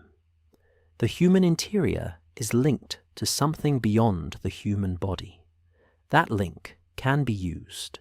You hear a distant owl call, and the sound makes you feel small in a soothing way, like you're allowed to stop performing. Here the question of control becomes personal. If your soul comes with terms and conditions, can you break them? Ancient myths often show humans trying to negotiate with gods through prayer, offerings, and ritual. Humans are not powerless, but they are not equals either. The soul becomes a bargaining chip because it is the part of you that can reach upward with words, fear, and devotion. A quirky tidbit rises out of the darkness like a strange flower. Some Mesopotamian stories and ritual texts treat knowledge itself as dangerous, as if certain names, rites, or truths must be handled carefully to avoid backlash from divine forces. That suggests an ancient sense that the soul is not just a passive container. It is an interface. What you know can change your spiritual status. Knowledge can attract attention. It can empower you. It can also make you a target. If that is true, then a crafted soul might be designed with limits, like a vessel with a narrow mouth, so not too much can be poured in at once. You let that image settle.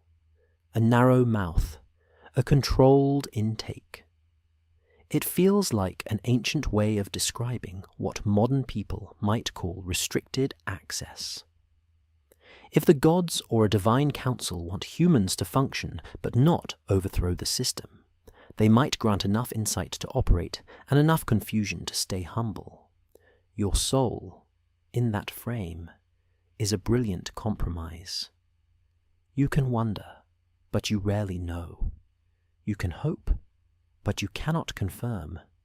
You can pray, but you cannot demand. Historians still argue whether Mesopotamian religious systems primarily reinforced social hierarchy, provided psychological comfort, or served as a flexible toolkit for communities to manage uncertainty and disaster. That debate matters because it changes the emotional meaning of engineered soul. If the system is mostly control, the soul is a leash. If the system is mostly comfort, the soul is a shelter. If it is flexible, the soul is a tool, sometimes used by elites, sometimes used by ordinary people for their own survival. You lie back on the ground and feel the coolness seep into your shoulders. The night sky is so full of stars that it almost looks crowded. You think about rebellion because it is impossible not to. If humans contain a divine element from a rebellious deity in some creation motifs, then rebellion is not an accident. It is baked in. That would explain why humans build rules and then immediately test them. Why you know what you should do and still do something else. Why you crave meaning but resist being told what meaning must be. The soul becomes the inner friction between design and desire. You smile at a gentle joke that comes naturally. If your soul was engineered, it was engineered with a button labeled Overthink at 2A, because here you are, staring at the sky like it owes you an explanation, and you are not even wrong to ask. The ancient world asked too. It's just asked with different symbols. The plane is quiet, but your mind is busy with implications. If the soul is a grant from gods, then gratitude becomes a survival strategy. If the soul is alone, then fear of recall becomes a shadow behind every joy. If the soul is a configured set of ordinances, then morality might be less about personal choice and more about alignment with cosmic settings. That could make you feel relieved, because you do not have to invent ethics. It could also make you feel trapped, because your inner freedom might be limited by design. Your second joke arrives as you imagine trying to negotiate your terms. You picture yourself standing in front of a divine committee with a clipboard saying, "I would like to renegotiate my soul contract, specifically the parts about anxiety and the need to pay rent." The committee stares. Then one god slowly flips the tablet and shows you the back where it says, "No refunds." You laugh softly. Humor is your way of not panicking. You sit up again and brush dust off your hands. The sky looks the same, but you feel different. The implication that matters most is not whether a literal engineering took place. The implication is that ancient myths frame human interior life as connected to authority. Whether that authority is divine or social or psychological, the effect is similar. Your soul is not treated as a private invention. It is treated as something that belongs in a network of obligations. Now you consider the possibility of freedom within design. Even in harsh mythic frames, humans still make art, still love, still sing, still dream, still tell stories that gently mock the gods while pretending not to. That suggests the crafted soul, if it exists in the mythic sense, is not perfectly controlled. There is leakage. There is creativity. There is the small, stubborn space inside you that refuses to be fully managed. Your third joke comes like a sleepy whisper. You imagine a god trying to run a perfectly ordered universe, and then humans invent sarcasm. The god sighs, pinches the bridge of their nose, and says, "We should never have given them that feature." You grin. Sarcasm is rebellion with a smile. You stare at the stars again and feel the question soften. A crafted soul is not automatically a prison. It can also be a starting shape, something you grow within and against. The ancient world might describe you as created for service, but you still experience yourself as more than service. You feel longing, you feel wonder, you feel guilt and tenderness. Those feelings become evidence that the soul, whatever its origin, is not merely a tool. It is a living interior that keeps generating questions, even when no one answers. The plane stays quiet. The stars stay bright. You breathe slowly, and the idea settles like a blanket. If your soul was engineered, it was engineered with enough room for you to notice the engineering and to question it, which is either a flaw in the design or the most interesting feature it could have. You walk until the plane gives way to a gentle rise, and at the top you find a lone, low mound that looks like a forgotten shoulder of earth. The night air is calmer here, less sharp, and the stars seem to hold still, as if they are listening.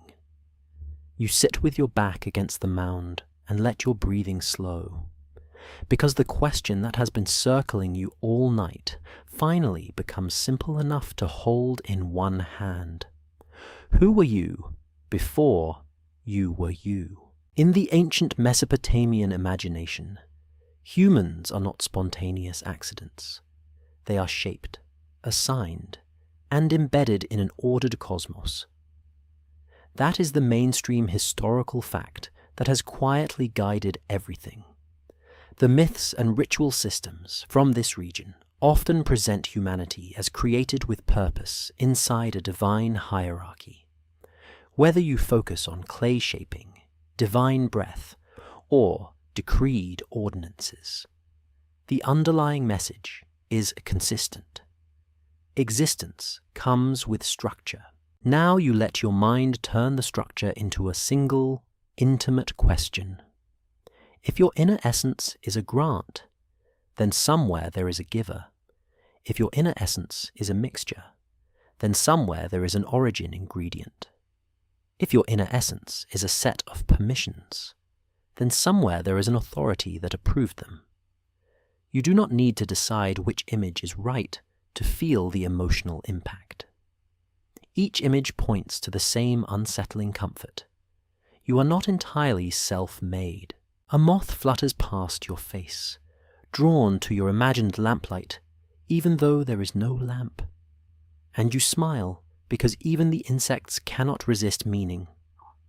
You think about the Anunnaki name again, not as a modern sci-fi label, but as a symbol of top-tier authority in the divine world, in that symbolic role. The Anunnaki know because they belong to the level where decisions are made. The soul is not a mystery to them. It is a policy, a portion, a permitted spark. A quirky tidbit rises like a tiny bubble from deep water. Some Mesopotamian traditions emphasize personal protective deities or personal divine relationships. A sense that a person might have a specific godly presence invested in their well-being. This is not always framed as universal equal care, but it suggests a kind of individualized spiritual attention. The tidbit matters because it complicates the harsh creation motif. Even if humans are made for labor, there is still room in the worldview for personal connection, personal pleading, personal protection. The soul, then, is not only a tool, it is also a point of contact. You listen to the wind sliding over the plain, and it sounds like distant water. You imagine a person kneeling in a small house shrine, whispering a prayer that is not about kingship or empire. It is about a child's fever. It is about a missing brother. It is about hunger. That prayer comes from the inner self that feels small and still speaks. If you want the most honest definition of soul origins in this world, it might be this. The soul is the part of you that insists on speaking to the unseen, even when you have no guarantee of being heard. Historians still argue whether Mesopotamian religious life should be interpreted mainly through elite temple texts or through the quieter evidence of household practice and personal devotion. And that debate changes how you imagine the soul. If you focus on elite texts, the soul looks like a managed resource. If you focus on personal practice, the soul looks like a vulnerable voice seeking help. Both are real pieces of the tradition, and together they create a fuller picture. You tilt your head back and watch a slow star drift across the sky. Maybe a planet, maybe your imagination. You think about the final haunting thought that slips into your hand like a warm stone.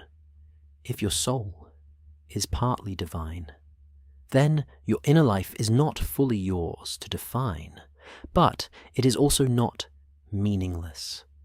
That is the trade. The ancient world offers meaning with strings attached. Modern stories offer freedom with uncertainty attached. You, sitting here, feel both. A gentle joke arrives because your mind cannot resist. You imagine your soul as an old clay tablet with a few chips missing, and you are trying to read it. And the universe is like, "Good luck, some lines are broken." You laugh softly. The humor is kind. It says you do not have to solve everything to live well. Now you let yourself feel the most human part of all of this, the fear of being forgotten. Mesopotamian tradition treats remembrance as power. Names matter, offerings matter, records matter. In that sense, the soul's origin is not only divine, it is social. A part of you begins when someone speaks your name. A part of you continues when someone remembers it. Even now, in your own life, you can feel that truth. You want to matter. You want to be held in someone's mind with warmth. Your second joke comes quietly.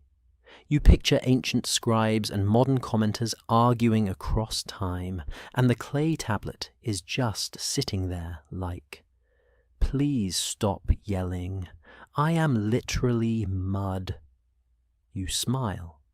It is silly, but it keeps the tone soft. You look down at your hands and imagine the faint dust of clay on your fingertips. You think about the simplest elements of the ancient view. Breath enters.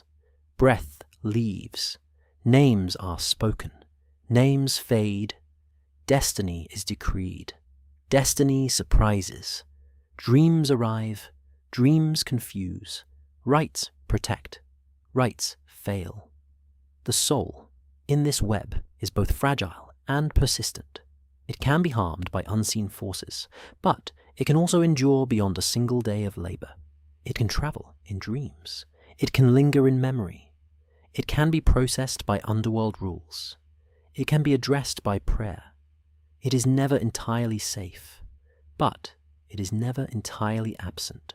Your third joke is barely a joke, more like a sleepy grin. You imagine the gods watching humans invent lullabies, and one god says, they are trying to soothe themselves, and another god says, honestly, same. Even divine beings, in myth, have anxieties. That makes you feel less alone. Now the night begins to soften. The stars still shine, but your eyes feel heavier, as if your body is gently reminding you that sleep is also a doorway, and you do not need to force it open. You inhale and exhale, slow and even, and you let the big question settle into a smaller, calmer truth, whatever your soul's origin is. You experience it through living, through attention, through the quiet bravery of caring in a world that does not always explain itself. And now, as promised, you let the pacing slow down even more. The images fade into softer edges. The mound behind you feels steady. The air feels cool but kind. You do not need to carry the whole ancient cosmos on your shoulders. You can simply rest inside the idea that people long ago looked up at the same sky and asked the same deep questions. And they found stories that helped them breathe through the dark. You are allowed to do the same. You are allowed to let the mystery stay gentle. Like a night breeze through reeds, your eyelids grow heavy, your thoughts loosen. The stars blur into a calm pattern. You breathe in, you breathe out, and the world becomes quieter, simpler, softer, until even the question of who you were before you were you feels like a warm whisper that can wait until morning. End of script. Sweet dreams.